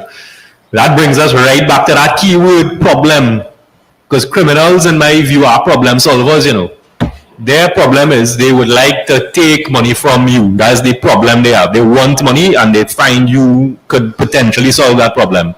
So if it is that in their problem solving way of thinking, they encounter a sub part of that problem, which is you having a firearm, they're simply going to adjust their problem solving skills to achieve what they set out to achieve. Now if you go back to the initial problem of them wanting money, wouldn't it be a sensible approach to create and sustain opportunities for the most vulnerable in society, for those who may not have opportunities in the private sector? And if you ask yourself that question, the answer is, well, yes, that seems like a potentially good solution to a problem some people have in society. Then ask yourself, was it a good decision? And in keeping with an interest to reduce crime, to send home 50,000, 60,000 people in a month?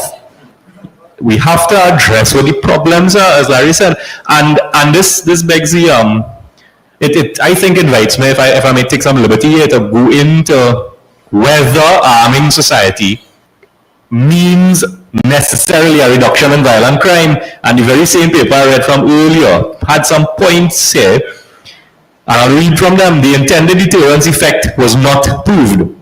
Individuals were found to be undeterred from committing crimes even though their victims had lethal means to defend themselves.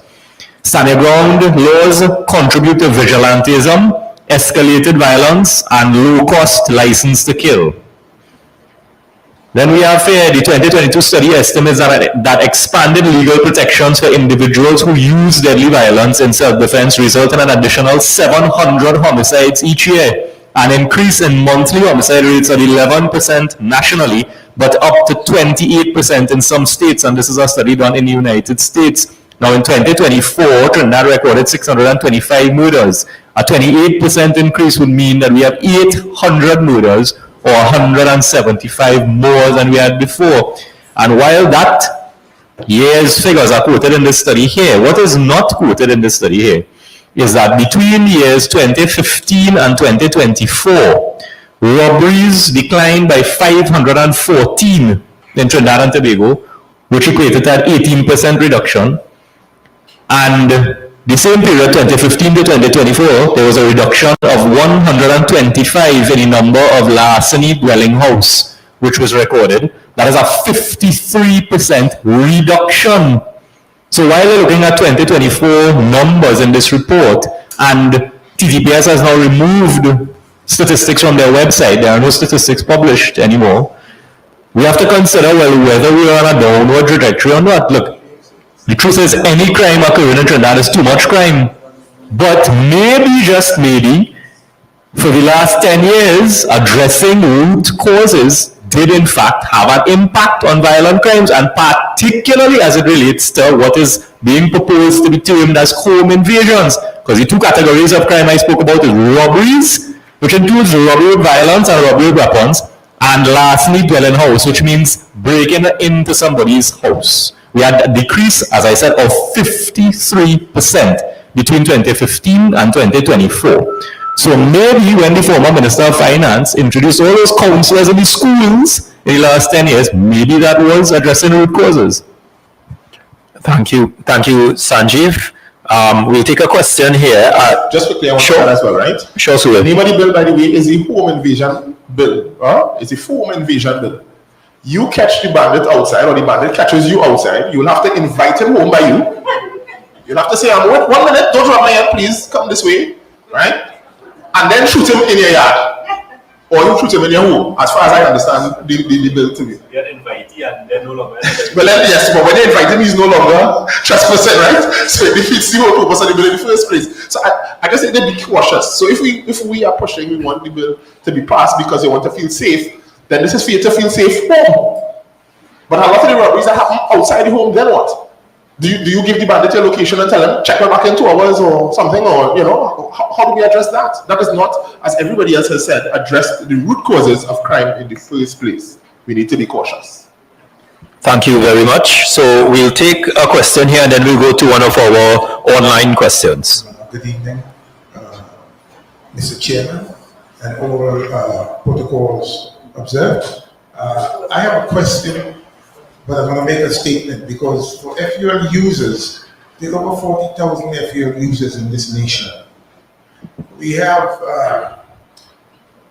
this home invasion law that the UNC wants to pass. Mr. Lava, I want to ask you this question because you're one of the people that could have some answers on this. Could this bill, could clauses be entered into this bill that bring down the temperature? Because there seems to be a lot of excitement because people think that it's only firearm you can defend yourself. However, for FUL users, I would like if somebody coming to my home 2 o'clock in the morning, they didn't come to play games. And I will do what I have to do. But the fact of the matter is, this excitement, and I heard you speak about the fundamental issues, is there some way that in Parliament that this could be watered down to make people feel comfortable in this nation? I doubt very much that could be achieved because the entire premise of the bill is allowing people to use more force than they could use now. So if, as you say, there's an effort to drop the temperature, well, dropping the temperature means just staying with what we have now. And that means no bill. So I doubt very much that that could be done. The whole purpose of the legislation is to allow persons to use a greater degree of force. That is, whereas at common law, the force that you're allowed to use must be reasonable and proportionate. Under the bill, which is the change that is being made, you're being allowed to use force which is disproportionate once it is not grossly disproportionate. All right, so fundamentally, the bill involves raising the temperature. That's as best as I could explain it. What's the use that we have in all these consultations? Are we not going to go anywhere? We got to do something. Maybe we need to have placards out in the streets and people marching or something. Well, that is a little above my pay grade. So. But we have to do something. Yeah. All we doing is discussing the issue. But I haven't heard anyone comes up with, say, well, okay, this idea would work or that idea would work, or we're going to make this work. Yeah. What we're doing is just giving us an example of what is or what offering vague platitudes. Why don't we have a particular answer or a consensus building so that therefore we could say, hey, we're doing something. Okay, thank you. I think Sanjeev wishes to address that. To me, we come right back to the question, what is the problem that this legislation is solving? And I said in the last consultation, I have a problem with this bill, you know. I don't have any problem with this bill. My question is, why was it messaged to the population in the way it was? That is what is causing the temperature that you referred to.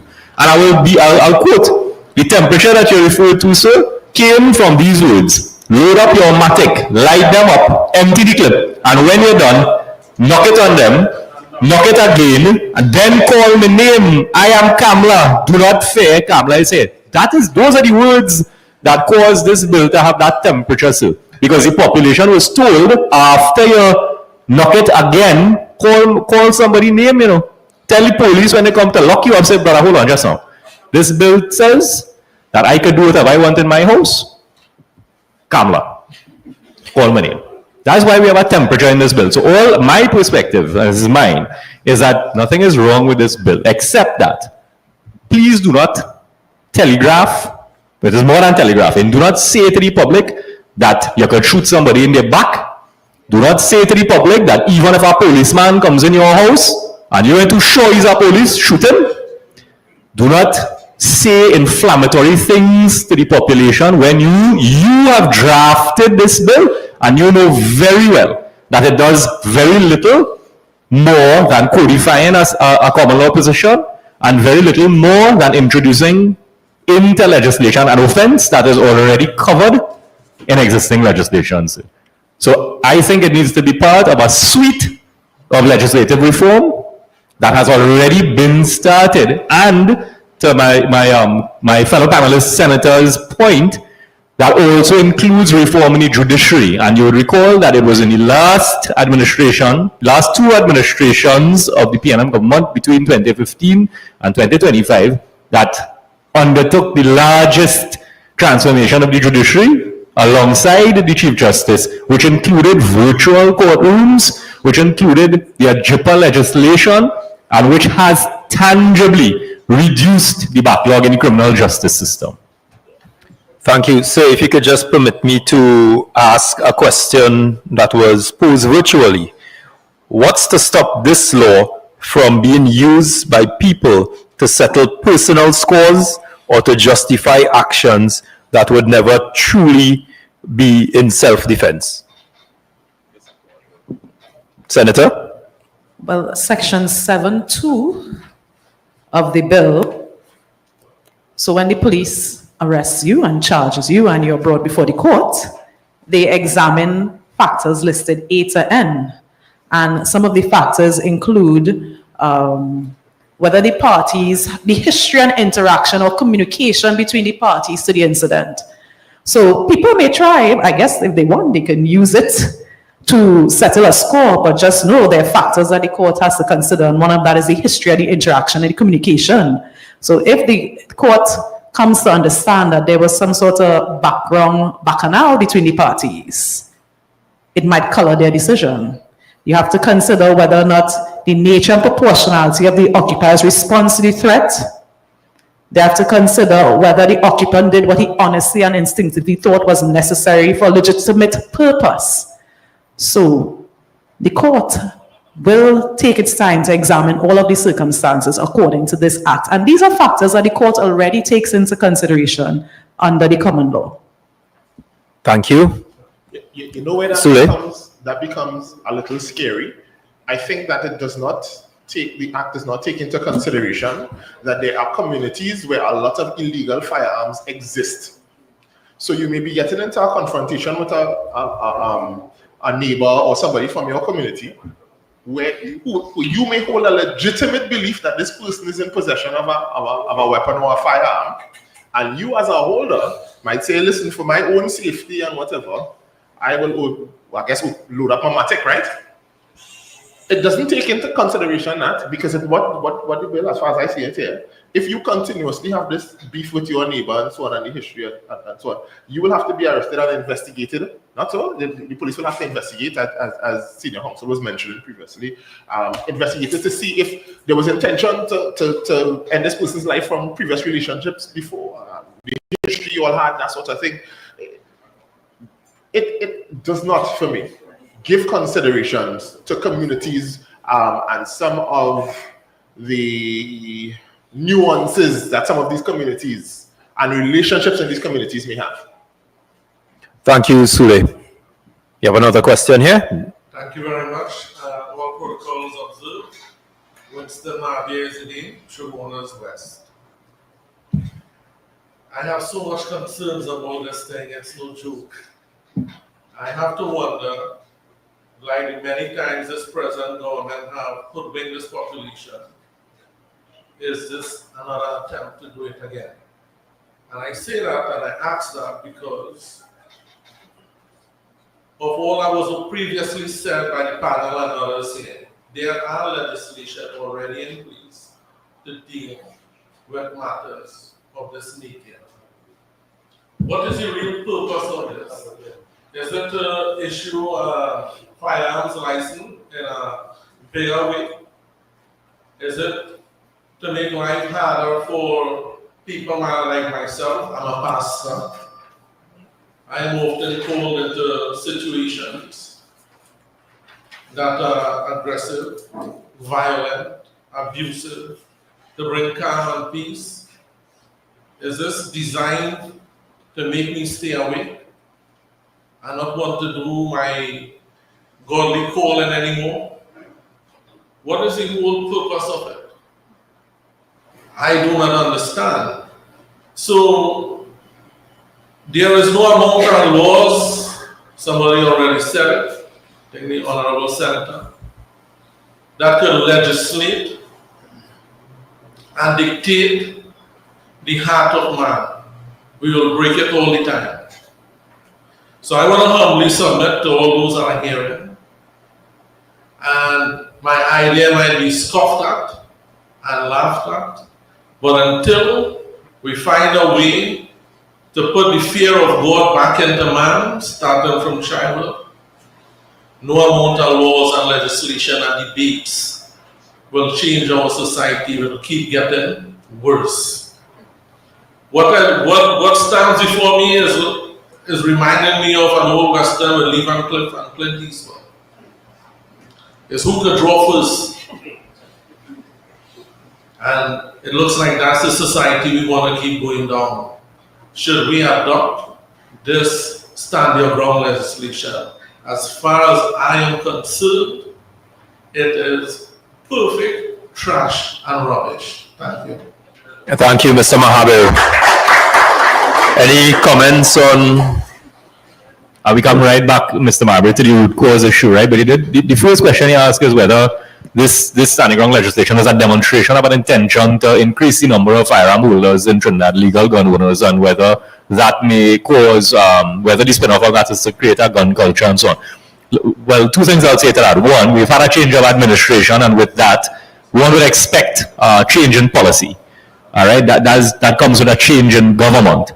But what we have not heard is what the government's position is on gun ownership. Whether there is, in fact, a drive to increase the number of people that own firearms, and if that was so, one would expect that consequent to that we would see reform of the firearms bill, perhaps to introduce a statutory criteria that the police, the firearms department, or even a mix of police and independent private citizens have to come together to determine whether applicants are suitable to hold firearms or not. But we haven't heard anything about that, right? And I mean, it was a campaign promise of this government, and it was made on the most recently on the 22nd of April 2025, when the now Prime Minister said, you vote for the UNC and we will give you stand your ground laws, home invasion laws, and legal firearms. I suppose she didn't say that in any particular order, but the middle promise there comes first, home invasion laws, right? It comes in the form of something referred to casually as the stand your ground laws, but is it in fact named the Home Invasion, Self-Defense and Defense of Property Bill 2025. And then last there we see legal firearms. We will give you legal firearms. Well, if that is the case, perhaps before telling people load up the Matic, you should consider whether you're giving more people a Matic in the first place. So we do need some firearm reform. And again, I mean, I'm not trying to politicize things, all right? But the fact remains that the last government, as everybody knows, was conducting or had asked the police, and the police agreed to conduct an investigation into the firearms unit to determine an audit, as it were. That is what it was called, right? To determine a few things. Number one, what is the current criteria? How many applications are on the commissioner's desk? How many are granted? How many are rejected? How many go before the appeal? What is the performance of the appeal boards? All of those things were under review ostensibly to guide a responsible government as to how that process can be reformed. And that to me is a sensible approach, rather than to run off to the public and tell people about load up your Matic. And then this is the legislation that you have that says absolutely nothing of that sort. Thank you, Sanjeev. Sir, name and constituency? My name is Kenneth Butcher and I operate from Barataria, Salmon. I'm a little bit confused in terms of the stats that was given earlier on when you said that it seemed as though there was a downward trend in home invasions and robberies and so on. And then my own research shows that in Miami, when this law was introduced there 20 years ago to now, there's an increase in homicides using guns 24 to 31%. Yet you said that you are prepared to support this law. So I want to know how you could support this particular law. You don't have a problem with it. Yet the facts that you gave and I researched shows that there's a disparity in what's going on. There's an increase in terms of homicides since that law was passed in the United States, 24 to 31% increase. And then you also told me that it seems as though that there, from the research and the reports, that there was a downward trend. So I'd like you to explain that. Sure. So just to clarify, I referred to an increase, you were correct, and a decrease. The increase I referred to is what is reported in the Protection Against Home Invasion in Trinidad and Tobago paper, which is the cover of the bill, and it's found on the Attorney General's website. And it is what the government has invited the population to address its mind to before deciding whether they wish to consult on it or not. And this says that there was a 28% increase in some states when there are expanded legal protections for individuals who use deadly violence in self-defense, right? So there's an increase in deadly crimes when you have stand your ground and other types of legislation that are similar to stand your ground. The decrease I referred to is based on statistics from the TTPS, and it is for the period 2015 to 2024 in two categories of crime. One being robberies, which saw a decrease in those years of 18% over the period. And lastly, dwelling house, which saw a decrease for the same period of 53%, right? So that what I am saying is, in Florida, for example, you have standing ground legislation, as I said, for the last 20 years, yet they have seen an increase in violent crime. In Trinidad, we have seen a decrease in two categories, which addresses, one can extrapolate the question of home invasions, right? What is now called home invasions, because you have two offenses here, lastly, dwelling house, and you have robberies. And I accept that the legislation introduces a new category, a new offense, which is home invasion. And there's an entire description as to what home invasion is. What I am saying as well, which are these are two separate issues, and the third you asked me about is why am I supporting this bill? It is not so that I am supporting this bill. I am saying that this bill can be useful if it is introduced as a part of a larger policy to address crime, but to announce it as a panacea for crime, which is the way it is being announced, is what I have an issue with.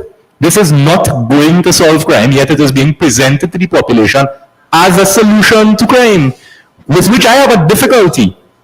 But had it been introduced after certain other legislative reforms that can address crime, after you've looked at root cause issues, which we've been looking at for the past 10 years and even before, after you've taken certain societal certain steps to correct and address societal ills, after you've done all of that, then perhaps this bill could be useful. And insofar as any legislation is being introduced with the intention of addressing crime, I will certainly consider giving it my support, because we have a crime problem in Trinidad and Tobago, which we must accept. But insofar as you're messaging this bill to say to us, here's the fix for crime, pick up a gun, shoot somebody, load up your matic, but you don't have the matic. We have firing people, 60,000 people. We are putting police in school. I mean, and as far as the actual conduct of the government is going in a different direction, I have a difficulty. So I hope that clarifies the question. I wonder if it does. It certainly doesn't tell me, because I'm getting mixed signals. And for the population outside there, I am hearing that you are prepared to support us. That's what I'm hearing. I want to hear definitely that you are not supporting this. It can't be a gray area that if you do this and if you do this and if you do this. I am not getting that, and I'm uneasy. Well, so to be quite frank, this bill goes as far as to introduce a new category of crime in this country, a new offense of home invasion, and a difficulty supporting the creation of a new offense of home invasion. What I have a difficulty with is the manner in which the piece of legislation is being introduced.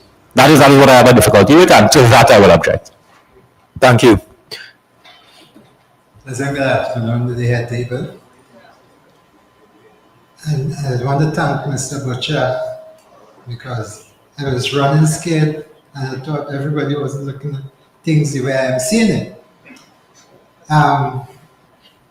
So I want to paint a few pictures. There was one time where you have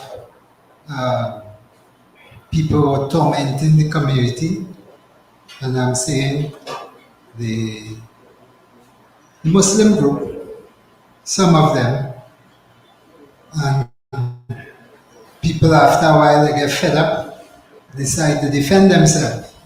So what they say out of chaos, they have something. So what ended up happening is we get Rasta City.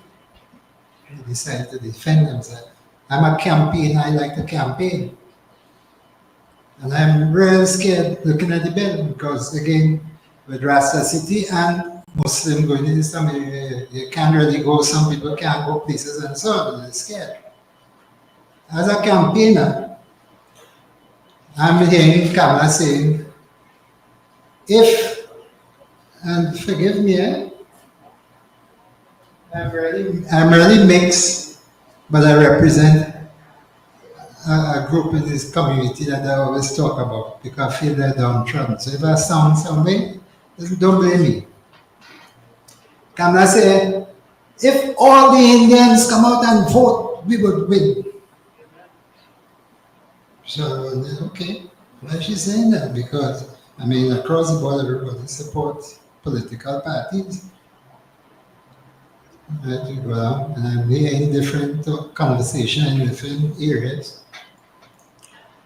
Recently, I hear Wayne Sturge say, you could shoot them in the back when they leave in.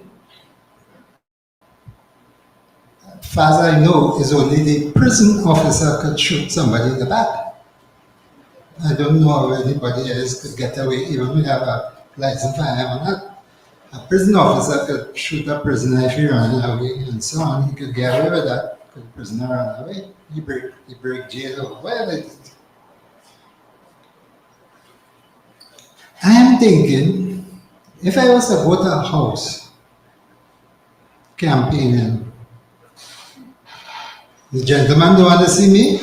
He see me coming, peeping. He says, now me want to see them. He'll stay inside.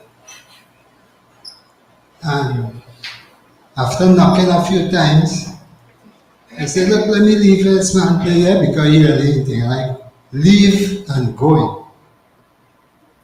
And this man, out of mischief, come out and sound the alarm and say, thief, and shoot. Remember, you get the green light. The Minister of Defense said you could shoot them when they leave it. How are we prepared to deal with that? As we say, we supporting the bill. I am thinking there must be a all-out no support for the bill because this bill, it's a mischievous bill that is introduced by the opposition.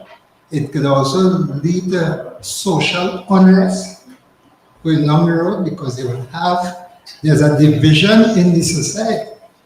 Remember that after they come into office, they deliberately pass a law to fire CPAP, fire URP, and fire different people. That is not because, well, it's partly because these people up there who they take money from, you know, they don't want to pay back. But it's all in that. Right? They take money from the people, they put a bus down in Cuba down there now. Them is some of them they use to go and campaign and pull people and tell, hey, don't vote for PNM and so on. So they're going after the gangsters now after they take the thing. I'm hearing is Mehu, I don't want to pronounce the name wrong, but the PRO start discarding everything that is the PNM and was saying, listen, yeah, I come in thing, but these are things, remember I said that these things were in and wondering, are we just here talking or if we want to really say, listen, we are not prepared to support this bill because this bill has certain intention. As Mr. Butcher pointed out, he didn't go into that bill because he's a diplomat, he's a politician. I am not. And I'm saying that this bill is targeting African people in the community and PNM activists. So we have to be careful when we go to the parliament and look to defend the bill and the PNM people or people in general in the community who cannot stand up for themselves. Thank you. So thanks, Mr. Sheikh. All right, so the first thing is, the purpose of this consultation is exactly to achieve what we're doing here, to get the feedback of the population, to get the guidance of the population, and then, based on that feedback, General Council will meet, go to the Legislative Caucus, and the Legislative Caucus, based on the feedback of the people of this country, will take a decision whether to support the legislation or not. But before before one could be consulted on the legislation, one has to understand what the legislation says, which is why Mr. Lala took the time to go through the bill and to educate those who are listening on what the bill actually says, as opposed to what those in government have said to you the bill says. Because, Mr. Shade, it seems to me from your contribution that you've premised your contribution based on what was said about the bill as opposed to what the bill actually says. Because you quoted the Minister of Defense in saying you could shoot people in your back. Nothing in this bill says that. And that is the point we keep making over and over and over. That the messaging of this bill has to be taken as very separate and apart from what the bill actually says. And if we have to take a decision on whether to support the bill or to reject the bill, it has to be on what is in the bill. It cannot be on what they say is in the bill. And therefore, those who listen to our platform must be educated on what the facts are and be able to discern between the facts and the inflammatory nonsense that is said, which is misrepresentation of what the facts are. So insofar as one may wish to object to the legalization of someone being shot in their back, well, this bill simply does not allow that. And therefore we have to examine the bill for what it is in order to take a responsible decision on whether it is to be supported or it is to be rejected. So I do hope that both Mr. Butcher and yourself, sir, would appreciate the distinction between what the narrative is about the bill and what the bill actually says. I don't know if Mr. Lala wishes to add anything there. Okay. But I really hope that the distinction is clear, which is why it's not as easy as saying, well, we have a position on this bill because we are against shooting somebody back. That is of course the case. Nobody on this panel is going to support legalizing somebody being shot in their back. But that question does not arise because this piece of legislation does not legalize that.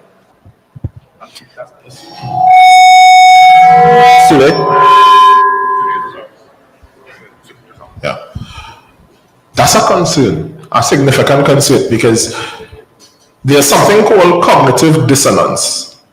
It means basically, it's a big fancy word, right? Just to say that you are coming to terms with a reality of something versus what you're thinking it is in your head.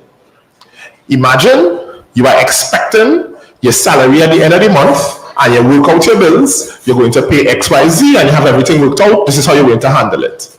And then at the end of the month, they decide that they don't have money to pay you and they pay you half your salary, which was a very real reality for some people the other day. Coming to terms with that reality of not having the money that you was planning to have and all the plans that you've made and so on and all of those commitments. Coming to terms with that, processing that in your brain creates a duality, right? That's cognitive dissonance. A concern that I think all of us would have here is that persons are being told one thing. So in your mind, you are preparing for one thing. To get your gun, load up your matic, and empty the clip. Whether the person turn their back, whatever.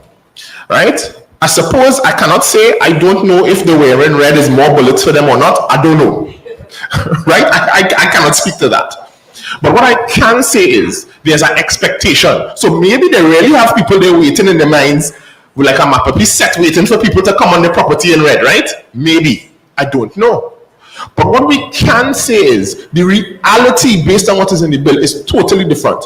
And because of that cognitive dissonance, I think that people will ignore what is written and go into what is said. That is what you will have in your head and that is what you will go with because that is what is consistently being said to you. So I hear your concerns because people may start to act on what is said. People may go after communities and certain persons and populations because what is said to them, but not what is written. And they may not be able to process what is written because when you have two things that are conflicting, you go with the thing that is appeasing to you, right?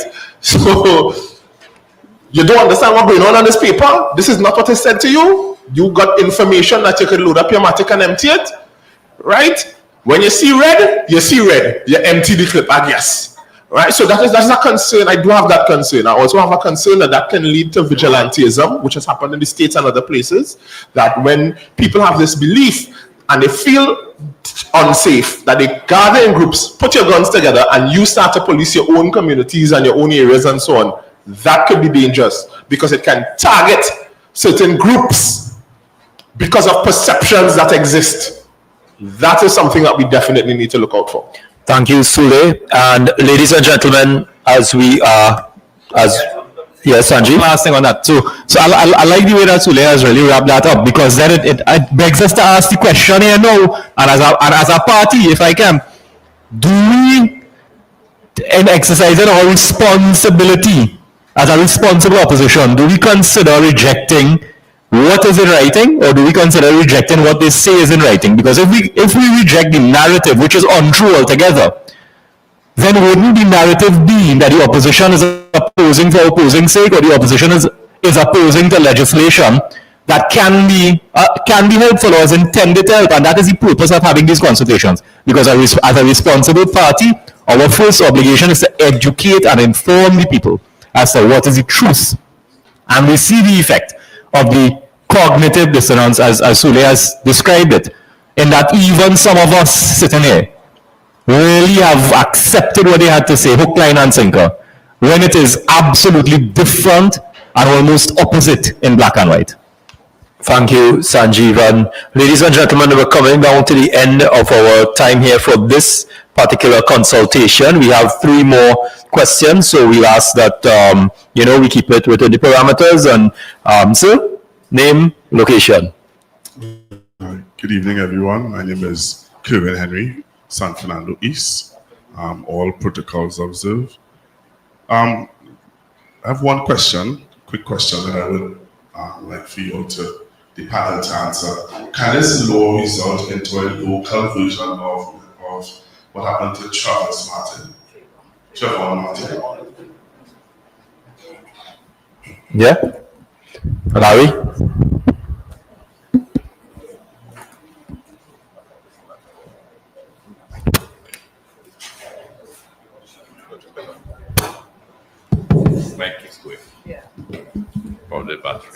Yeah.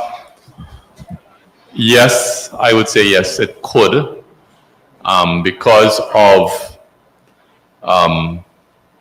the way property is defined in the legislation. So if I recall the facts in that matter in Florida, you had a 17-year-old young man walking in a gated community, and an altercation occurred, and he was shot by one of the residents of the community who relied on the stand your ground legislation and got the benefit of the doubt. Yes, that situation could occur under this legislation in Trinidad and Tobago in any gated community because of the way dwelling house is defined, as well as curtilage. It includes the area outside the dwelling house that is not public property. Right? That would apply to the compound of a gated community, which is not public property. Well, and we have heard where the government is now thinking about or asking persons if they would like for their residents of their area to become gated communities. So they are now bringing in that aspect of it. So that is why this law for some persons are very uncomfortable. Yeah, and that is why I used the term earlier about societal re-engineering. I think that we have to be honest with ourselves and understand that a lot of that is intended to take place with this legislation and its use with the firearm users license legislation. And in the consultations, we have to consider that and make a decision as to whether that is where we really want to go. Thank you, Larry. And Mr. Henry, I guess we circling right back to whether this piece of legislation is introduced as part of a larger direction, policy direction of the government. And if so, why is it being introduced in this order? Why is it that certain things were said on the platform, yet we have this bill coming first with all of the messaging that it is not? These are the types of questions that we need to be really asking ourselves. What is the true motive? What is hoping to be achieved? What is the next piece of legislation to be introduced? What is happening in respect of the firearms unit of the TTPS? We've today seen somebody being appointed or intends to be appointed as the head of the NOC. All of these things cause us to have more questions than answers. Okay, thank you. You have a follow-up question there, Mr. Estelle? We prefer on the mic, so at least we could hear it. Just a quick. Oh, okay. So we have two persons. Yeah. Sorry. Yeah. Can someone lower the mic there, please? Good evening. I'll be very brief. Sure. My name is Hala Nasser. I'm from Chaguanas West. Listening to all that persons have said here today, and even doing my own research, I realized that there's an illusion of safety being set upon the population. How do we seriously address this? Because there's no surety that there's going to be a positive outcome for the population. And added to that, a lot of the talk is about firearms. How can we be certain that with all the safety measures that are supposed to be put in place, that children do not access these devices? Okay, thank you. Okay, Sule. So I'll tackle the first part and then I'll leave the rest for the learned scholars among us, right? The first part is education. That is critical. So what is happening here today, this is critical. So what should be happening is these consultations, there should be education. We should be educating the public on not what is said, but what is actually in the bill itself. That education is what is critical, because when we educate you on what is in the bill and you have your questions answered, you can then make a desired, you can act on that. So I think somebody earlier asked, well, what's the next step? What are we going to do when they realize the bill is not what it is? Well, then you make that determination. You decide if you're going to do whatever it is, whether you're going to march, or you're going to protest it, or you're going to placard, or you're going to write your representative to speak further on it, but you get to make a determination. Education is the first step, and I think that is what we have to do. We have to educate the population on the bill and have them understand that dissonance, the difference between what is being said and what is written here. That clarity is one of the first steps that needs to happen. Yeah? Great question. Second. Okay. Yeah. A quick question. Very quick. I really and truly want to strenuously register with Mr. Butcher and his concerns, and also our field officer. Now, one of the important points I want to make here, a member of the upper house is to your left, and I do not know if she could tell me if they have done an analysis to determine how many votes are needed in the lower house and in the upper house for this legislation to pass. Now, I will tell you something. Tobago is a very different society to Trinidad.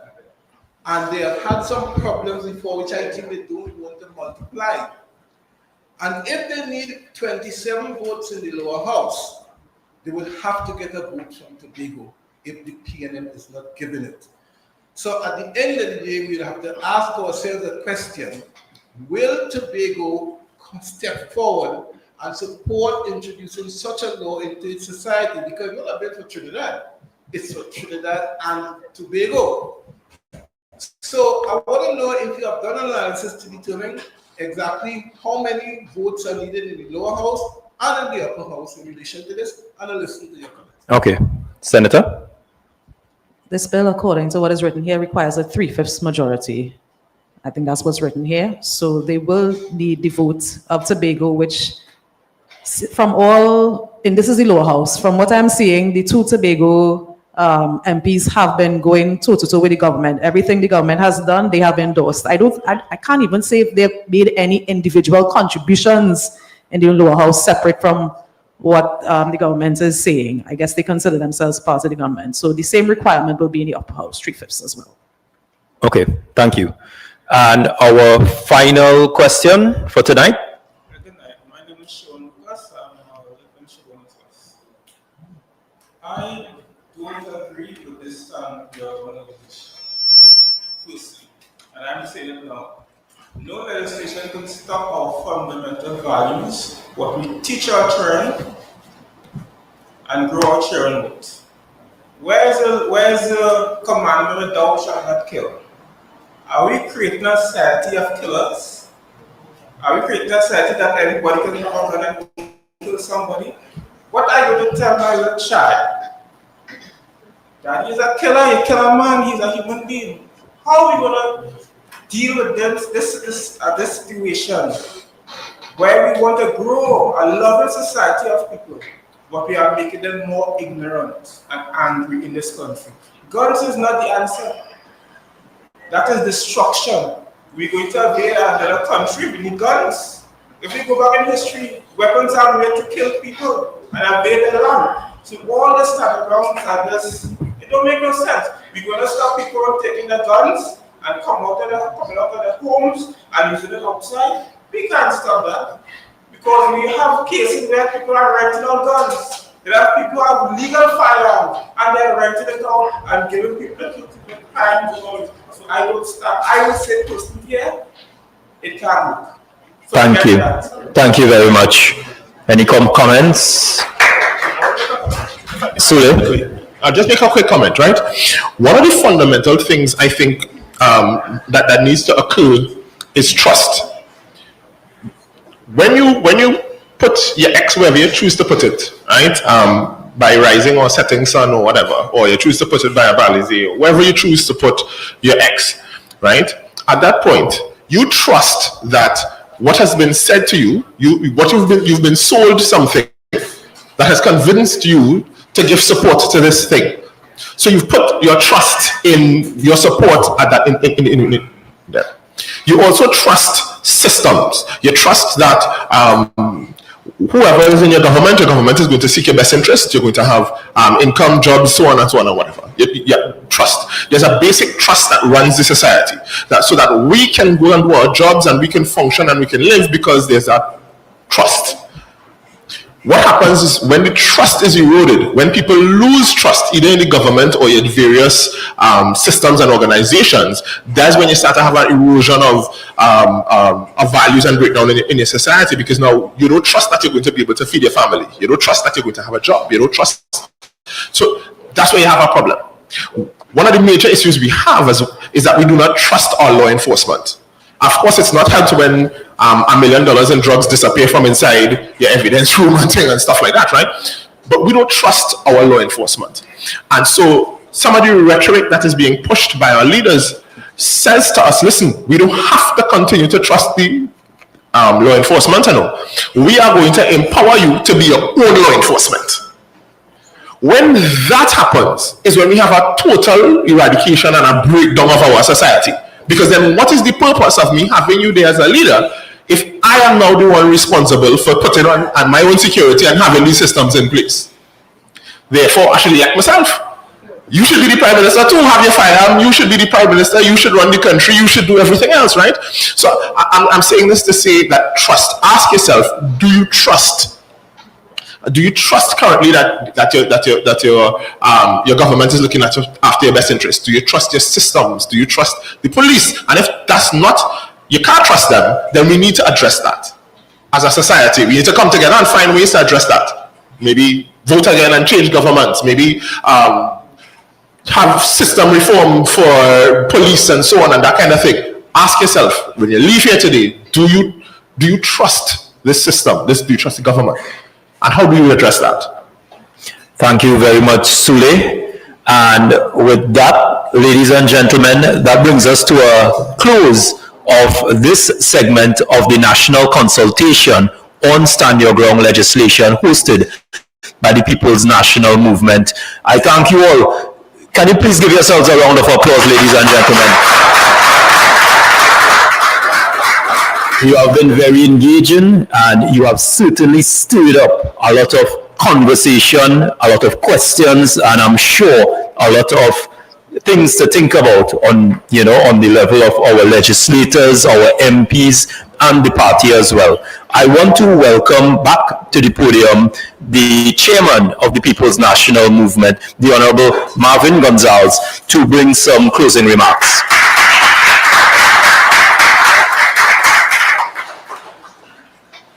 Thank you very much, Viash. I think Viash is also deserving of a round of applause.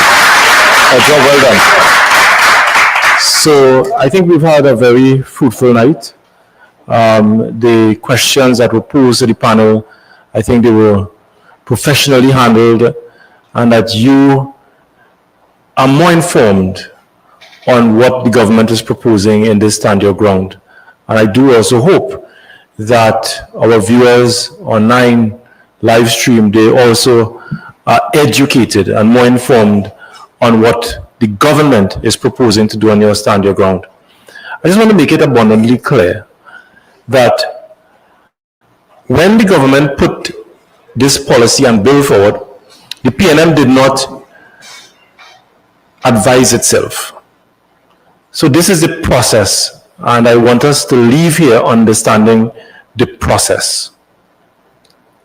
The bill, together with the supporting documents from the AG's office, were put before a team of attorneys, and they were asked by the party, on the instruction of the leadership of the party, to look at what the government is proposing to do in the bill and advise us on the main provisions in the bill, making a comparative analysis with what already exists in the common law of Trinidad and Tobago.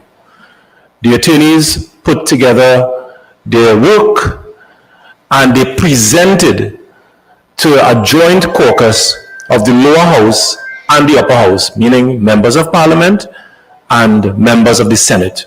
A full presentation was done, and coming out of that presentation, we as legislators had a better understanding of what the government was proposing to do.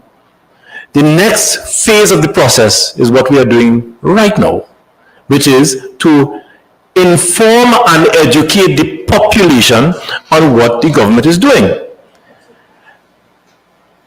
All members of parliament in the lower house and in the upper house are mandated to participate in these proceedings either in person or virtually, so that we can listen to the views expressed by you, the citizens of Trinidad and Tobago, on what the government is proposing to do.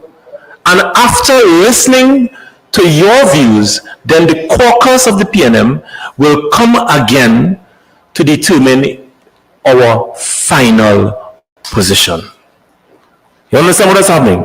And even before that, at the end of the consultation, a full and comprehensive report will be presented to the General Council of the PNM, and the General Council will take a position by which the caucus of the party will follow, and this is what we are going to go to Parliament with. So at this point in time, we are listening to the views expressed by the population, and when this consultation is carried out in South Trinidad, East, West, and in Tobago, the final report will be presented to the General Council of the party, and then the General Council will make a final decision on the party's position on this bill. I hope you are better informed of this. So thank you all very much. Thank you, members of the panel, for a job well done, and we look forward to our next consultation. Stand by, we'll agree on a date, but we propose to go to point 14 in our next rounds of consultation. God bless you, and reach home safely.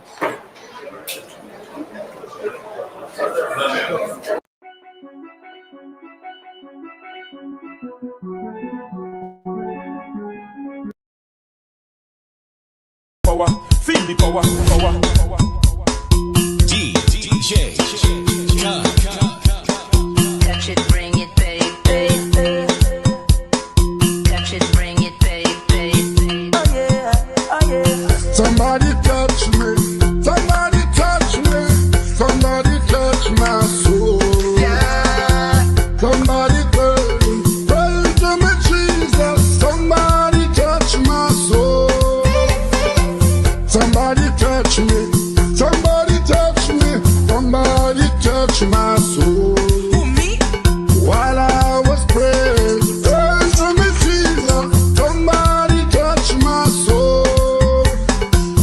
Life too sweet, I can't complain. The only constant is the change, and we go touch the road again. So as long as you call my name, then I will answer.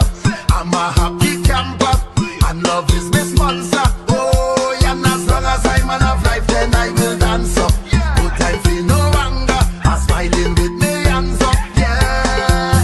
Somebody touch me, somebody touch me, somebody touch my soul. Yeah. Somebody pray to me, Jesus. Somebody touch my soul. Somebody touch me, somebody touch me, somebody touch my soul.